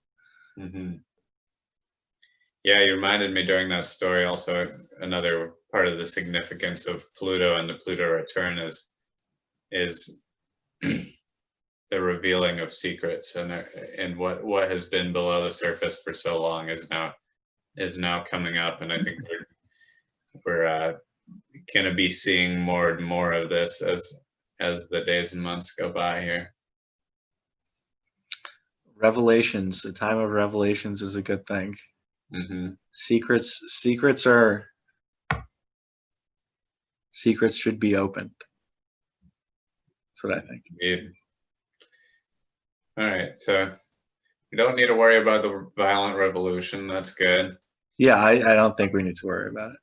Work on becoming more enlightened. Helping others, enlightening the world. I wanted to discuss psychedelics a little bit with you as well. Yeah. The Super Connector podcast is named in honor of the mushroom, the mycelium. Uh-huh. And their status as super connectors. Uh-huh. So I wondered if you could share a little bit about your perception of psychedelics, maybe one at a time or whichever one comes up. Sure. Well, the one I took most recently, I actually took it yesterday, was 2CB, sort of the one I've been hanging around with recently. I'm very new to exploring it. It's definitely it handles very nicely. You're very much in the driver's seat with that one. And you can be very specific with your dosing. So if you don't want visuals and extreme psychedelic space, you can really keep below that threshold and just sort of enjoy the tactile wonderland. Or you could really get into some more crazy waters. Sort of feel like it's a very watery thing when you get into it. It's like navigating a submarine. Navigable, but but that's what I've been sort of exploring recently. And it's fun to have something new to play with, because it's been so long since I've had like a new thing that I haven't tried. But that's, I don't have a lot to report on 2CB yet. Like I say, I'm new to it. My impression of other psychedelics, it's a big question. MDMA is something that I use regularly as, a few times a year. It's like a therapy session. It's a therapeutic way to connect with my emotions on a regular basis and work through interpersonal things that might be difficult, and then get on to feeling really wonderful and grateful and happy and trusting and loving of all the great things in my life. And it's a wonderful thing to reconnect with on a regular basis. I do it about 4 times a year, once every 3 months or so. I'm due for one of these weeks any time now. But I find that to really just constantly, it helps me constantly just reorient my compass towards my emotional compass, towards where I want to be. A good way to check in and tune check the oil, tune the gears, whatever. LSD. I have a very intense relationship with LSD. I've taken quite a lot of it in my life. Although the last few years have been much lighter. I was living with my grandmother for the last few years of her life. And so that was not a great place to spend 12 hours on acid when I've got like a 92-year-old lady in the next room who might need my assistance with something. I don't have to be completely sober, but I don't necessarily want to think I'm a penguin either at that exact moment that she needs something of me. So, has that ever happened to you? Thought I was a penguin? No, but that's that general kind of thing. So just in light of being in that sort of caretaking role, like all the time, acid was something I haven't taken in a while. And during this lockdown, like at first I wanted to take it, and then I felt like, no, I'm going to feel like trapped in and stuck here because I'm on lockdown, and it's going to color my trip and I'm not going to like it. I've gotten around to the place where I do want to do that before this all lets up, before I go back to the world, to sort of think about how I'm going to reapproach the world. It's definitely an important way of checking in with the self, like MDMA, but also just on a completely different level. You're tuning the soul. It's not about purifying, the emotions as they pass through the gross flesh body here that that we inhabit. LSD is there's this thing in Buddhism, in some forms of Buddhism, where they say you have like a Sambhoga Kaya, like a body of light. You've got your like regular body, and you've got like this light body. There's like a similar idea in Jewish mysticism, is that there's like a garment of pure light that you wear on like a soul level. That's like made out of your good deeds. That's what they say. Beautiful. Made out of your good karma. But it's also like it's made out of your your ability to like perceive the higher realms, or it's like what shields you in going through the higher realms. When you explore psychedelic spaces, mystical spaces, you have the garment of pure light that you can wear that allows you to go into these places. And LSD is a wonderful way of examining the garment of light that you possess, and working on it a little bit. But it can also be a way in which you can then explore with it, get up into those spiritual realms. Mushrooms, where you are a beautiful ally, I feel like in some ways it's, it can link both of those worlds. It can be about the emotions passing through the gross physical body.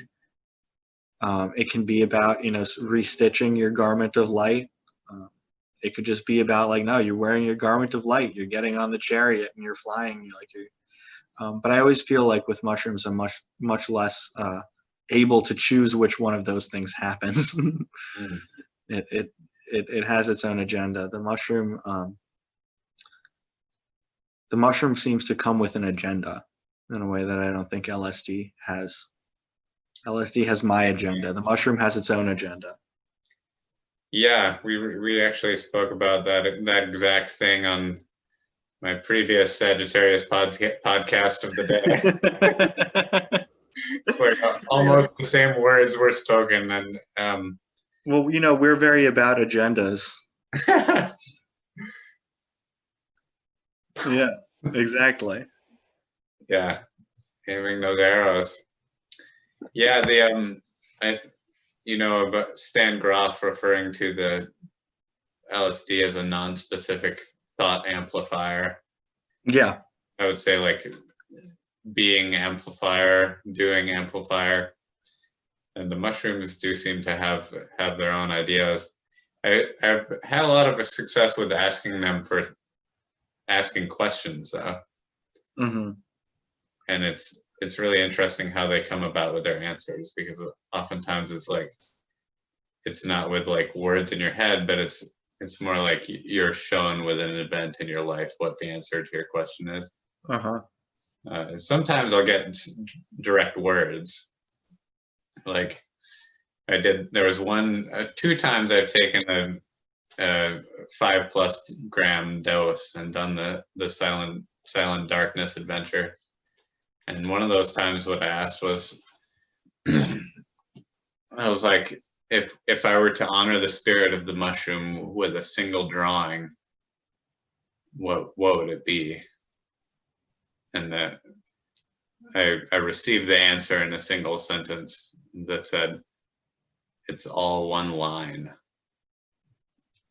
Oh, that's nice. Oh, that's very nice. And so I made it so I'll have to show you the artwork that I made in conjunction with that. I don't know if you've seen it before, but it's a portrait of Leonardo da Vinci and the Hermit that's made up entirely out of mushrooms and made without lifting my pen from the paper, all in a single sitting, all in one line. Oh, that's beautiful. I would love to see that.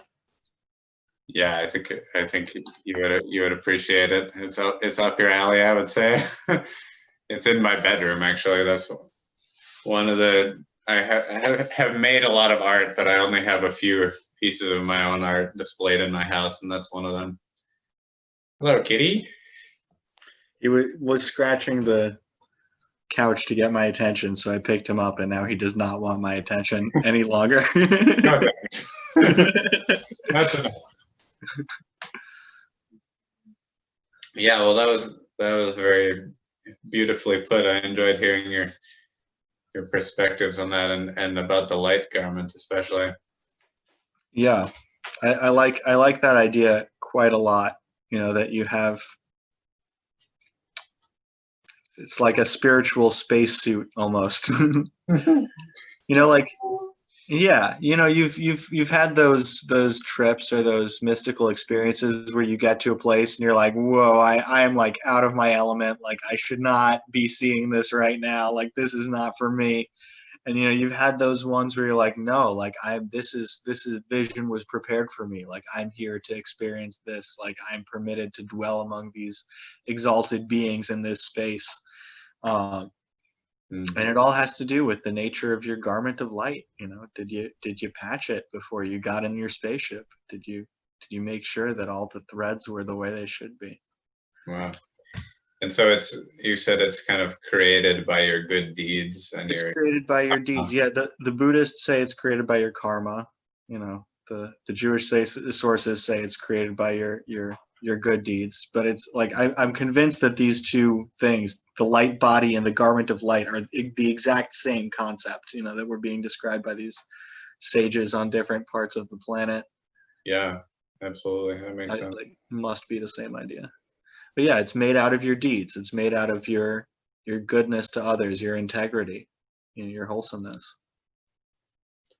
Yeah, I like that idea a lot. I mean, it definitely jives with some of my spiritual beliefs that I was holding already, but it's nice to just have that visual to go along with it. Yeah. And think about, caring for my garment and exactly stitching it up. Yeah. You want to be presentable. Yeah, you want to be presentable. Take care of yourself, take care of your garment. Yeah, exactly. So quite a number of my important and early psychedelic experiences were with you at Warren Wilson College. Yeah. Which, for those of you who don't know, which is probably most of you, it's a beautiful little liberal arts school outside of Asheville, North Carolina. An old farm school on the Swananoa River in the foothills of the Blue Ridge Mountains. And yeah, lots of beautiful, interesting people in that little place, and Karel was one of them. So can you recall any of those specific experiences, or any come to mind? When you and I traveled together, absolutely. Oh, the first thing that comes to mind, we're coming down the hill, and the noise from the dining hall turns on, and you turned to me and you said, the roar of Gladfelter. That was after we took one hit of LSD each. It was a fairly small dose for us at that point in our lives. And we traveled all over campus. We had a great day. I believe we swam in the stream, the river that ran through campus. Yeah. We sat in meditative postures and did sun salutations on the rocks by the stream there. I remember wandering around all day. But then, when we came back down by the dining hall, said that thing about the roar of Gladfelter, which was this very distinctive noise that the air conditioning unit or something on the roof of that building made periodically. And it was, it was hilarious, but it was also this very beautiful, like, appreciation of something that's not really so beautiful, like the roar of an air conditioner, like piercing the psychedelic pristineness of the Swananoa Valley that we found ourselves in. But no, it was actually quite beautiful, and it was Gladfelter's roar, and that was a building in which we shared wonderful meals with our friends, and that's what that sound meant, and that was a very beautiful moment. That was a very cool time. Yeah, it's nice to have the reminder. I forgot about that specific one. There'll be a handful of Warren Wilson students who really connect with that. But we also lived together. I remember you making galaxies in the basement. That was you were master of the universe at that point. It was very cool. that was a funny time. It was a great time. Me and Steven, we lived very much on the edge of reality. Yeah, you guys kindly took me in when I was like, I was at a weird place in my life. That was after I'd graduated and I didn't know what to do for a job, and I was working at the gas station store that was way across town. Yeah, I remember having to wake up at like 5 a.m. And Steven and I did not work. We just tripped. Your guys' schedule was very different from mine then. one day I remember staying up with you guys, and then like, you know, waking up 3 hours later and going to the gas station and just being like, oh, I'm still hallucinating right now. Like counting the money and trying to like open this gas station while I was really like visually hallucinating. And I actually ended up having like kind of a beautiful work shift that day because I was just like really giving of my kindness and compassion to everybody who came in there. Oh, that's great. You know, it's like not something you necessarily expect from a gas station attendant, but it's like I was like, well, I might as well like make the best of this experience I'm having. So I would like kind of like chat with everybody who was coming in there and make friends with the regulars and learning everybody's zodiac signs. You know, trying to make the best of it. But that was a weird time. I remember also you guys like picking me up from campus at 2 a.m. when it was like we had all taken acid and kind of like run wild on campus and did our own thing. And it was like 2 a.m. and everything was kind of shutting down. And you were like, Alec, you need to come with us because everybody else is going to go to sleep. And we're going to be awake. You're going to be here by yourself, the only one awake. And I was like, and I was just sad that everybody was like partying but then I was like, all right, here we go. And I just like remember like riding in Steven's car and it being like really like weird and psychedelic inside the car. The vibes, that was the most psychedelic Jeep I've ever seen. Yeah, all the like the deities on the dashboard and the techno music and the psychedelic house music or whatever it was. Beautiful. Yeah, that was and then later on that night, do you remember that bag you guys were trying to get me to lick?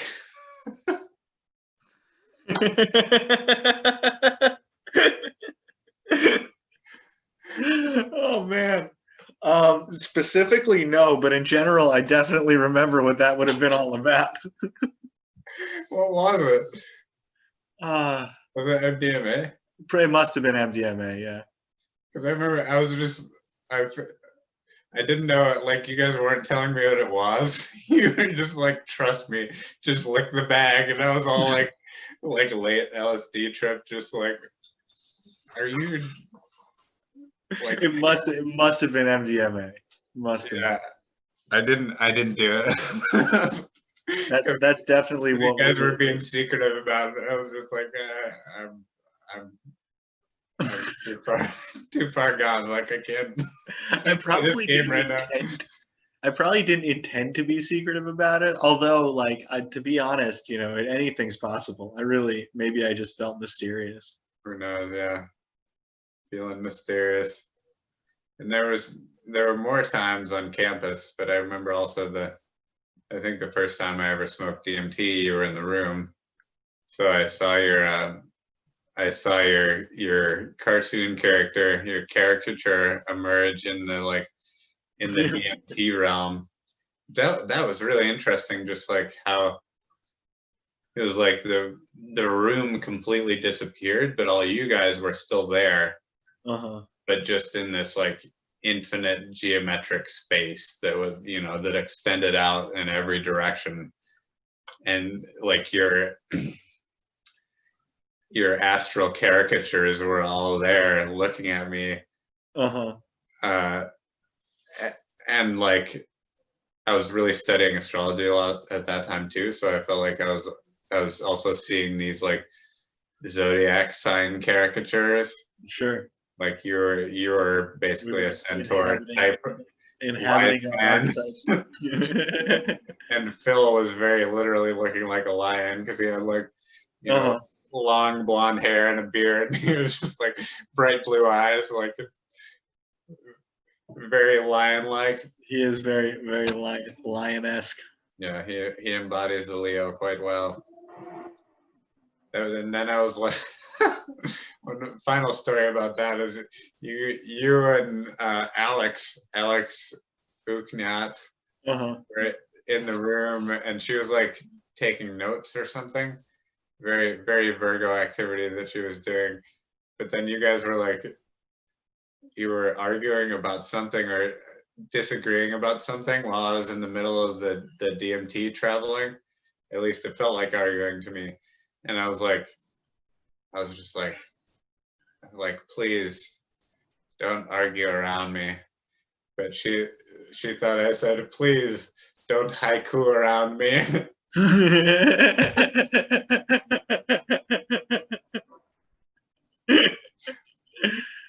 So she wrote that down in the notes. Please don't haiku around me. That's a reasonable request. Yeah.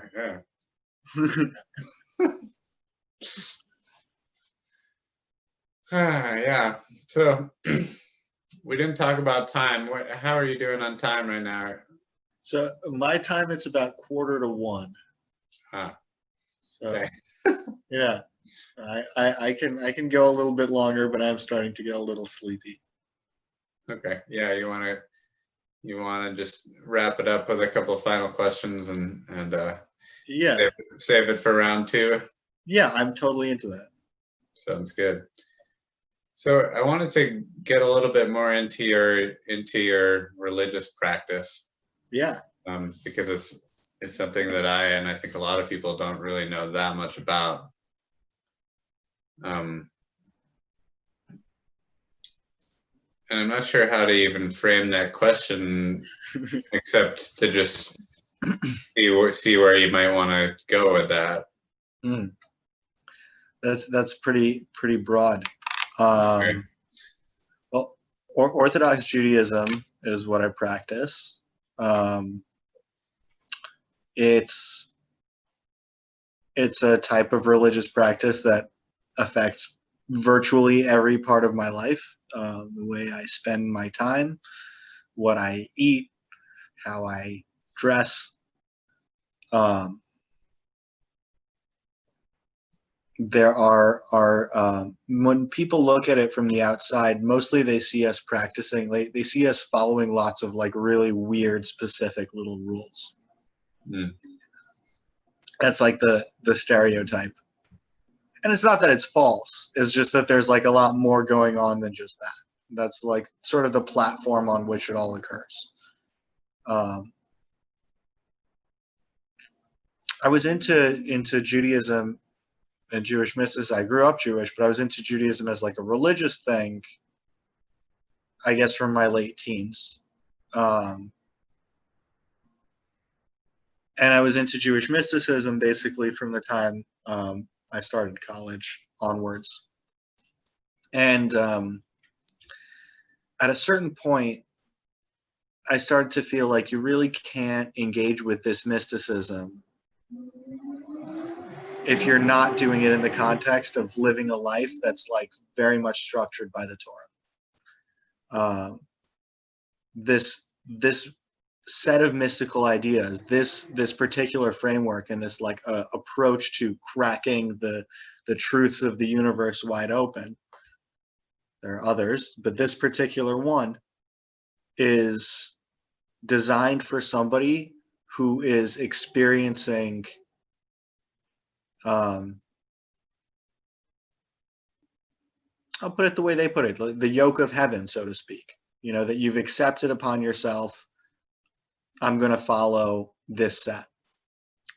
And it's not that the Kabbalah doesn't make sense without following these laws. It makes sense, but you can only take it so far, because the rational, it will only take you as far as the rational mind will carry you. Because a spiritual practice isn't just about your rational mind, right? It's about your whole being. And so for your whole being to be invested in something, it can't just be something you sit around and think about sometimes, or even something you sing about or make art about. It has to be something that like you're doing always. You know, if you really want to like immerse yourself, it has to be constant. Mm. And so I'm certainly not recommending that for others, and I'm not denigrating any spiritual practice that doesn't demand that, but it just so happens that this one does. So my point with that is just like people from the outside look at Orthodox Judaism and see us practicing lots of little rules. And it's true that we do, but like I say, that's the stage on which all these other things can now occur. There's a mystical drama that can play out in your life when you have that framework going on. I can expand on that, but if you have other questions, we can do that and save the expansion for round 2. Unless you have a follow. I'm interested in the mystical drama. Yeah. So Jewish mysticism, well, there are different avenues of Jewish mysticism. I don't want to call them separate schools because they're really not. They're not mutually exclusive. They're sort of different parts of the whole. Like like a Hindu could have multiple yogas. You know, like you can have multiple spiritual practices that are not contradictory. But in Jewish mysticism, famously, we have the Kabbalah.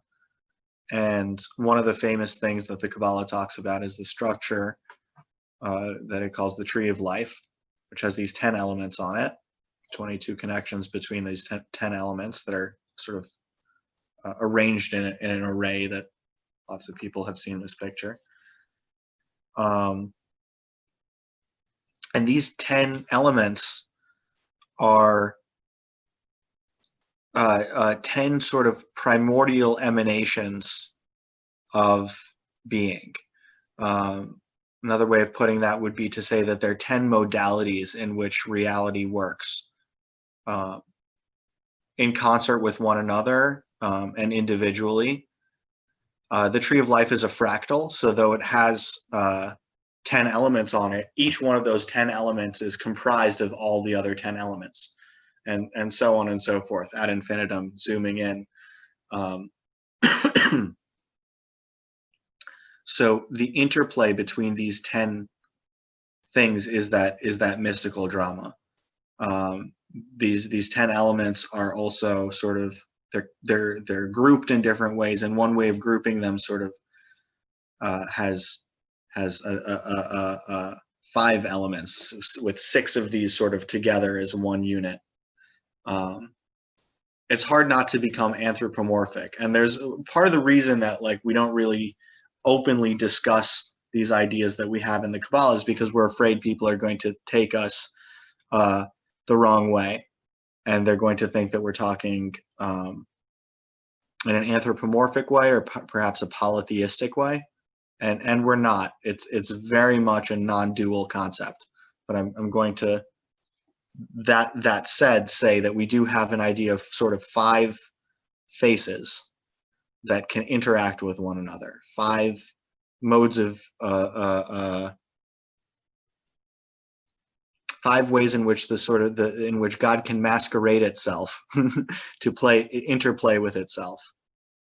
So you have the Ancient of Days, you have the Father, the Mother, you have what's called the small countenance, and you have the female.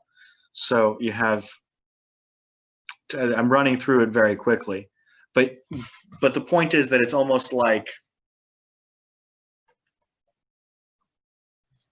we have a set of archetypes that are very abstract, that are playing themselves out with one another, and are what both the psyche and reality are made out of. It's one framework to say, you know, that these archetypes are the ones we're going to use, and they're intentionally abstract so that we don't worship them, because we don't want to worship the archetypes. We want them to be a framework that we can use to focus reality in different ways. I think I'm being very, very abstract and unclear here. Is that right? No, I see what you mean. Also, somewhat, I've thought about it before to a certain extent, so it's not brand new.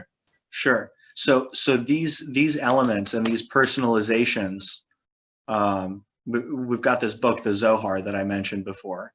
It's a massive work, and most of what the Zohar is doing is sort of connecting that system of 10 elements to various figures that appear in the Bible, and showing how the interpersonal relationship between, say, like Judah and his brother Joseph, when they meet, at the end of the book of Genesis, when they come back together, what elements they each represent in that story, and what that can teach us about reality and how reality plays with itself.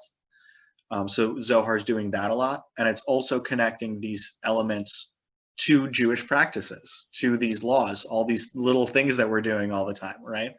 And so now all of a sudden, when I keep kosher, or when I keep the Sabbath, or when I don't know, we're supposed to wash our hands first thing in the morning. When I wash my hands first thing in the morning, I'm already connecting that to a spiritual reality. And it's no longer about my hands. And I'm already sort of translating my mundane activities into holiness all the time. That's the idea, at least. I don't know if I can always maintain that consciousness, but I'm trying. Yeah. Well, that's a beautiful thing to be doing.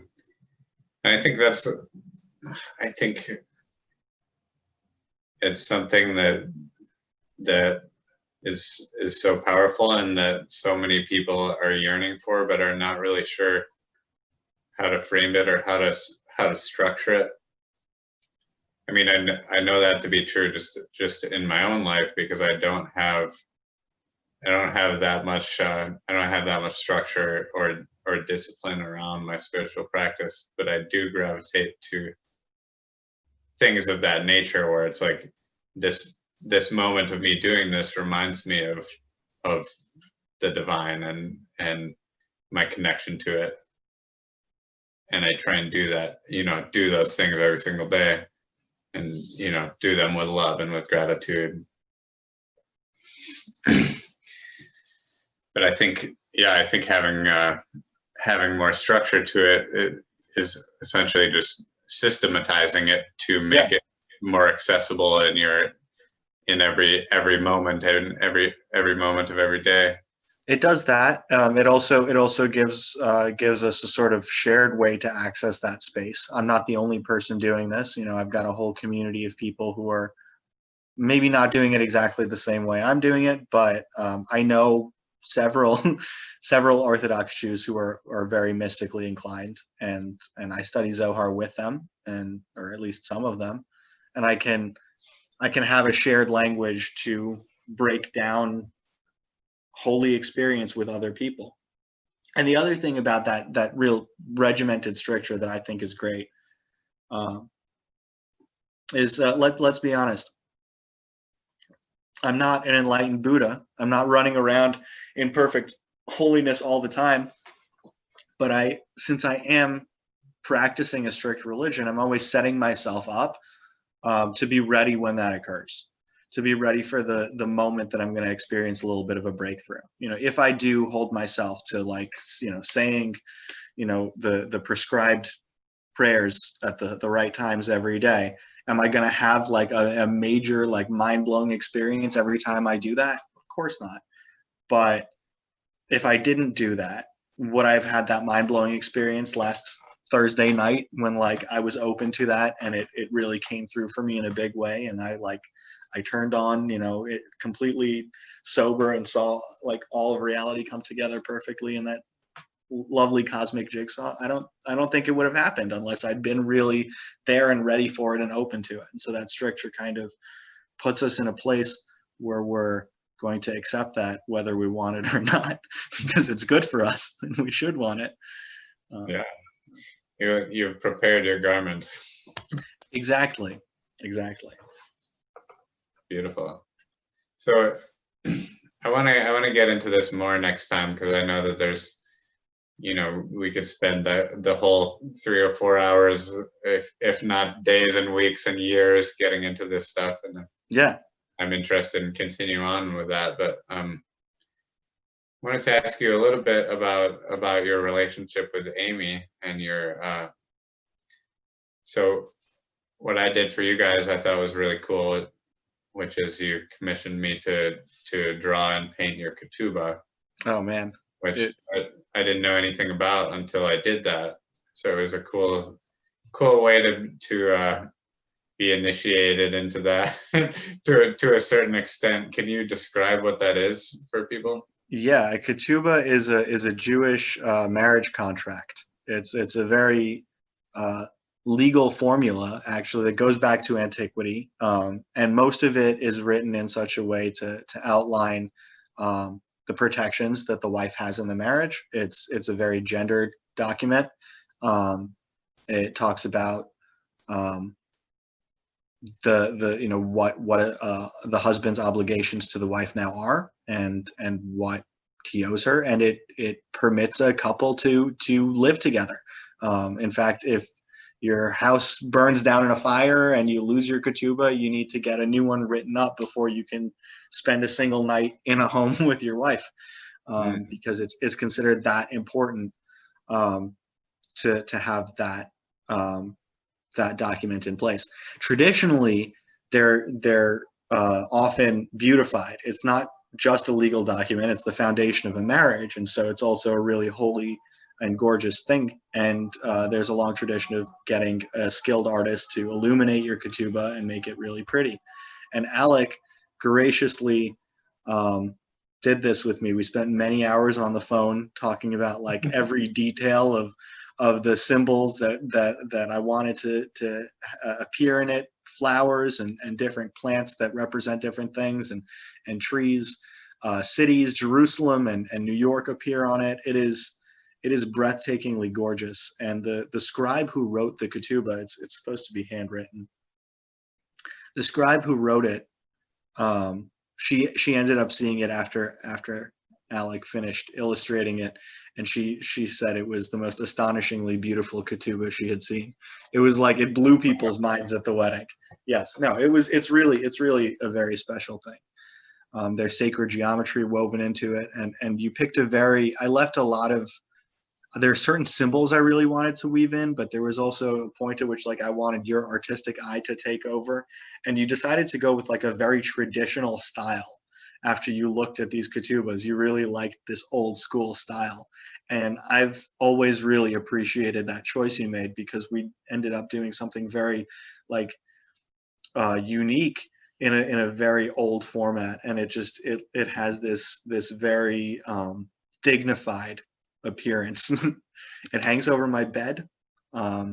Amy picked some of the paint colors that went up on the walls in our bedroom based on the colors that appear in this ketubah. So it's like sort of reflected around the room. I'll have to show you a picture of what it looks like now.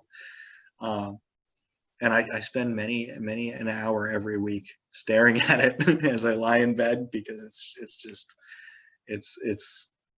the symbol of our home, but also we wove a lot of great things into that work. It's a cool thing you did, Alec. A very cool thing.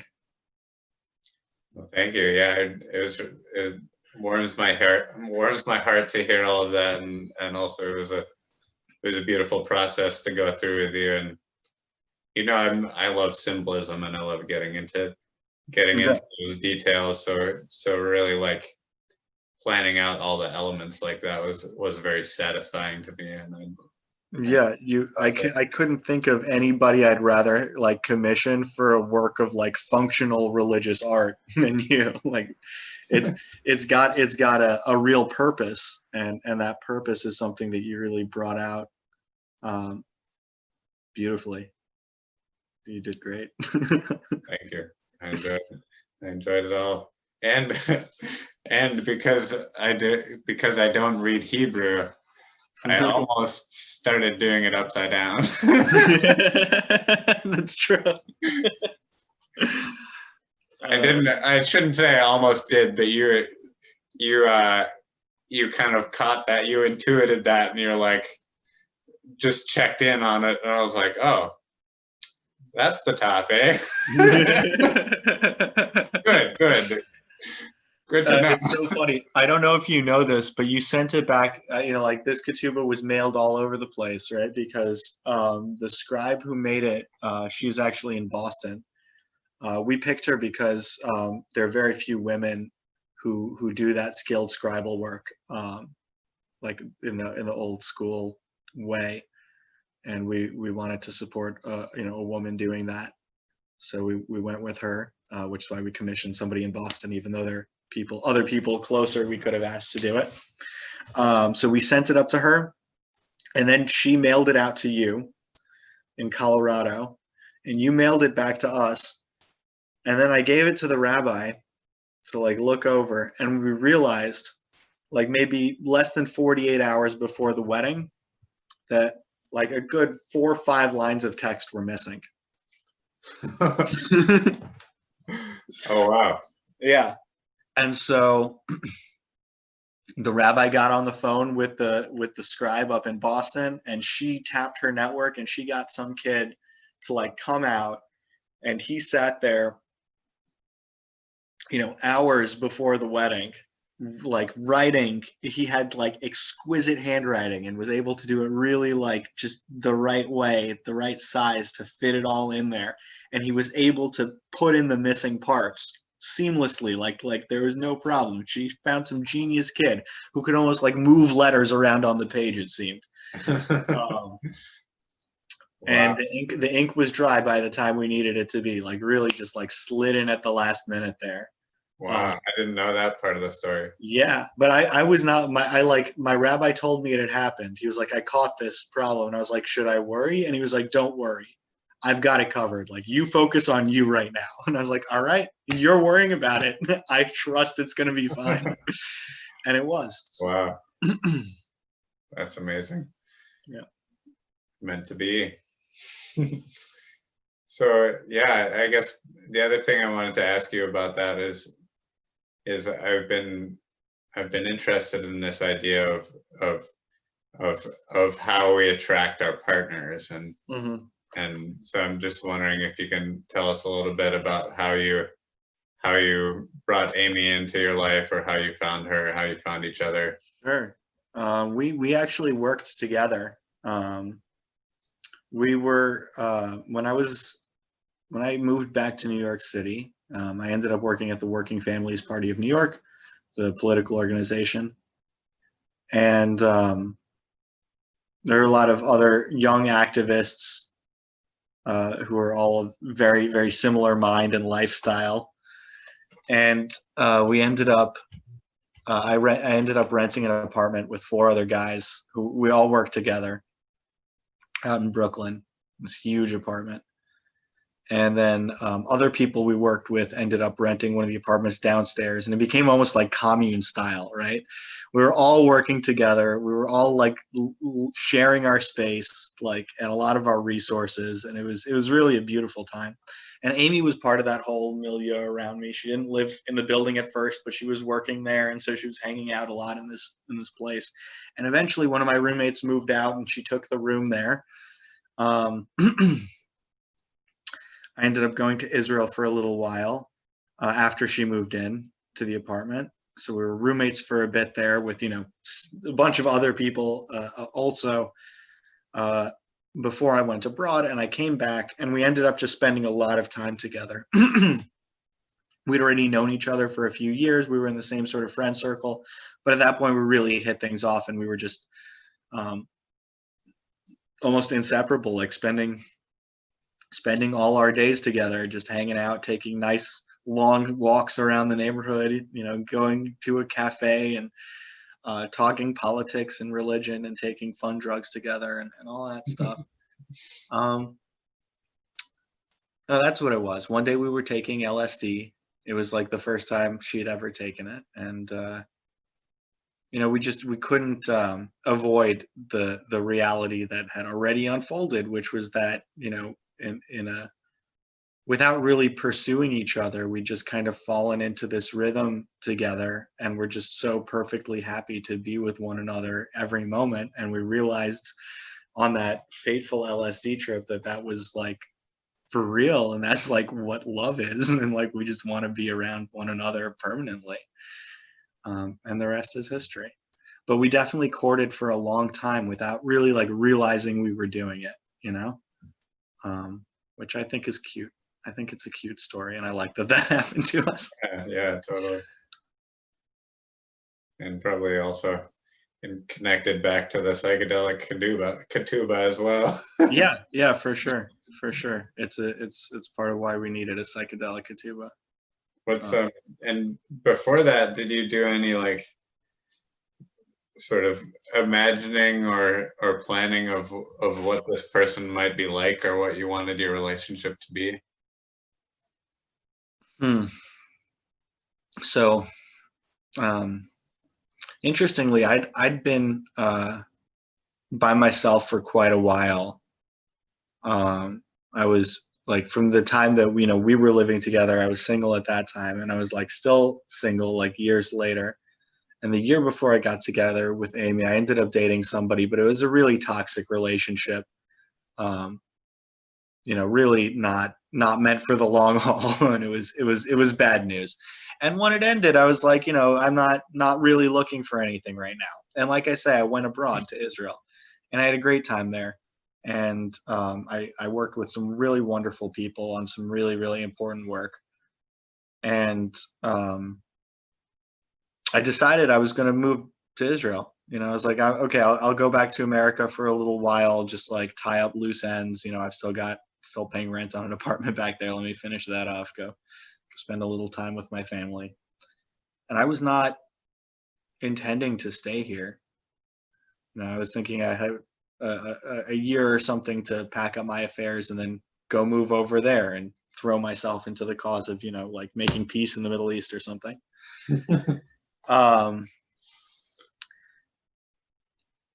And life had other plans. So like, no, I wasn't really projecting out that I was looking for anyone in particular. I actually very much was not looking at that point.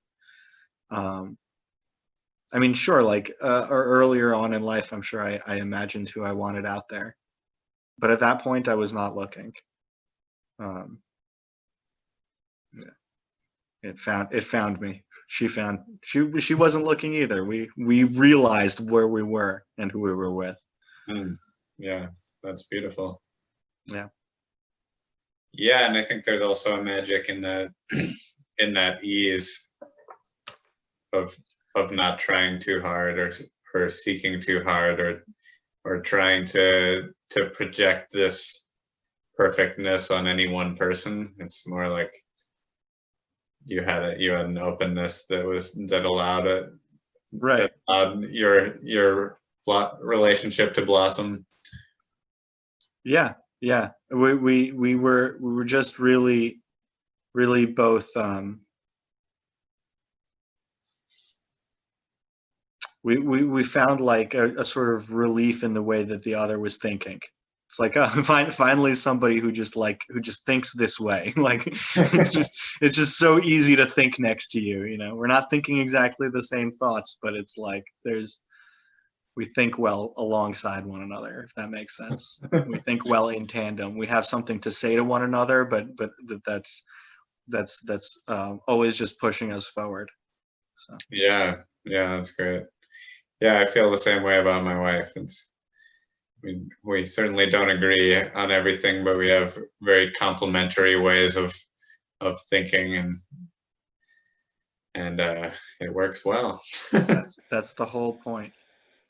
It's the whole thing. Yeah, and we have a little one now.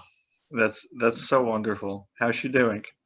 She's incredibly sweet. She'd have to be. Yeah, it just still surprises me on a regular basis how incredibly sweet she is, and she's really she's growing fast and learning to walk and run and talk and do all the human things. Dance. I had a dance party with her last night. That's sick. What kind of music does she like? Rafi. That's good. You can't mess with the classics. Yeah, exactly.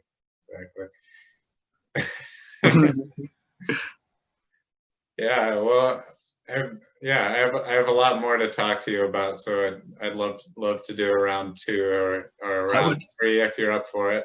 I would love to do a round 2 or 3 as well. I feel like I feel like Jewish mysticism in a nutshell does a disservice to both the subject and the listener. So like we could definitely get more into that if you want, and anything else you want to talk about. It's always a pleasure. Yeah, I'd love to get more into that. I wanted to get to that earlier, but we got distracted by all the We got into economics and COVID current events and the and socialism and like I say, we need enlightenment. We need enlightenment. So. Yeah, so let's wrap it up with that. How can we, in a tangible way, move towards that? In a specific way, like what can we do today to become more enlightened? I'm gonna steal from the best teacher on the subject, or maybe not. I shouldn't say the best teacher on the subject, but maybe the one who's most well known for laying down the subject. The Buddha says that we should just practice compassion. Compassion for all sentient beings is what brings us closer to that point where we realize the Buddha nature in ourselves, the enlightenment within ourselves, and we realize it within the other, and we help the other realize it in themselves and within us as well. That's it. That's the most simple step we can all take. Just more compassion. And Alec, you reminded me to be compassionate of those people who work in a police precinct, and I appreciated that. That's good. And that's the simple answer. We could talk about the harder answers later. Yeah, we'll get to that in the next round. Yeah, amen to that, my friend. Compassion. Yeah. Let's do it. I'm on board. It's a big reason why I'm doing this podcast and why I'm living the life I'm living, because I've seen how well it works. It's you have always been a beacon of the gentleness that we need to all exhibit, and I've always loved you for it. Thank you, my friend. I feel the same way about you. Much love. Yeah. So good to see you. So great to see you. Let me know when you want to do round 2. Send me another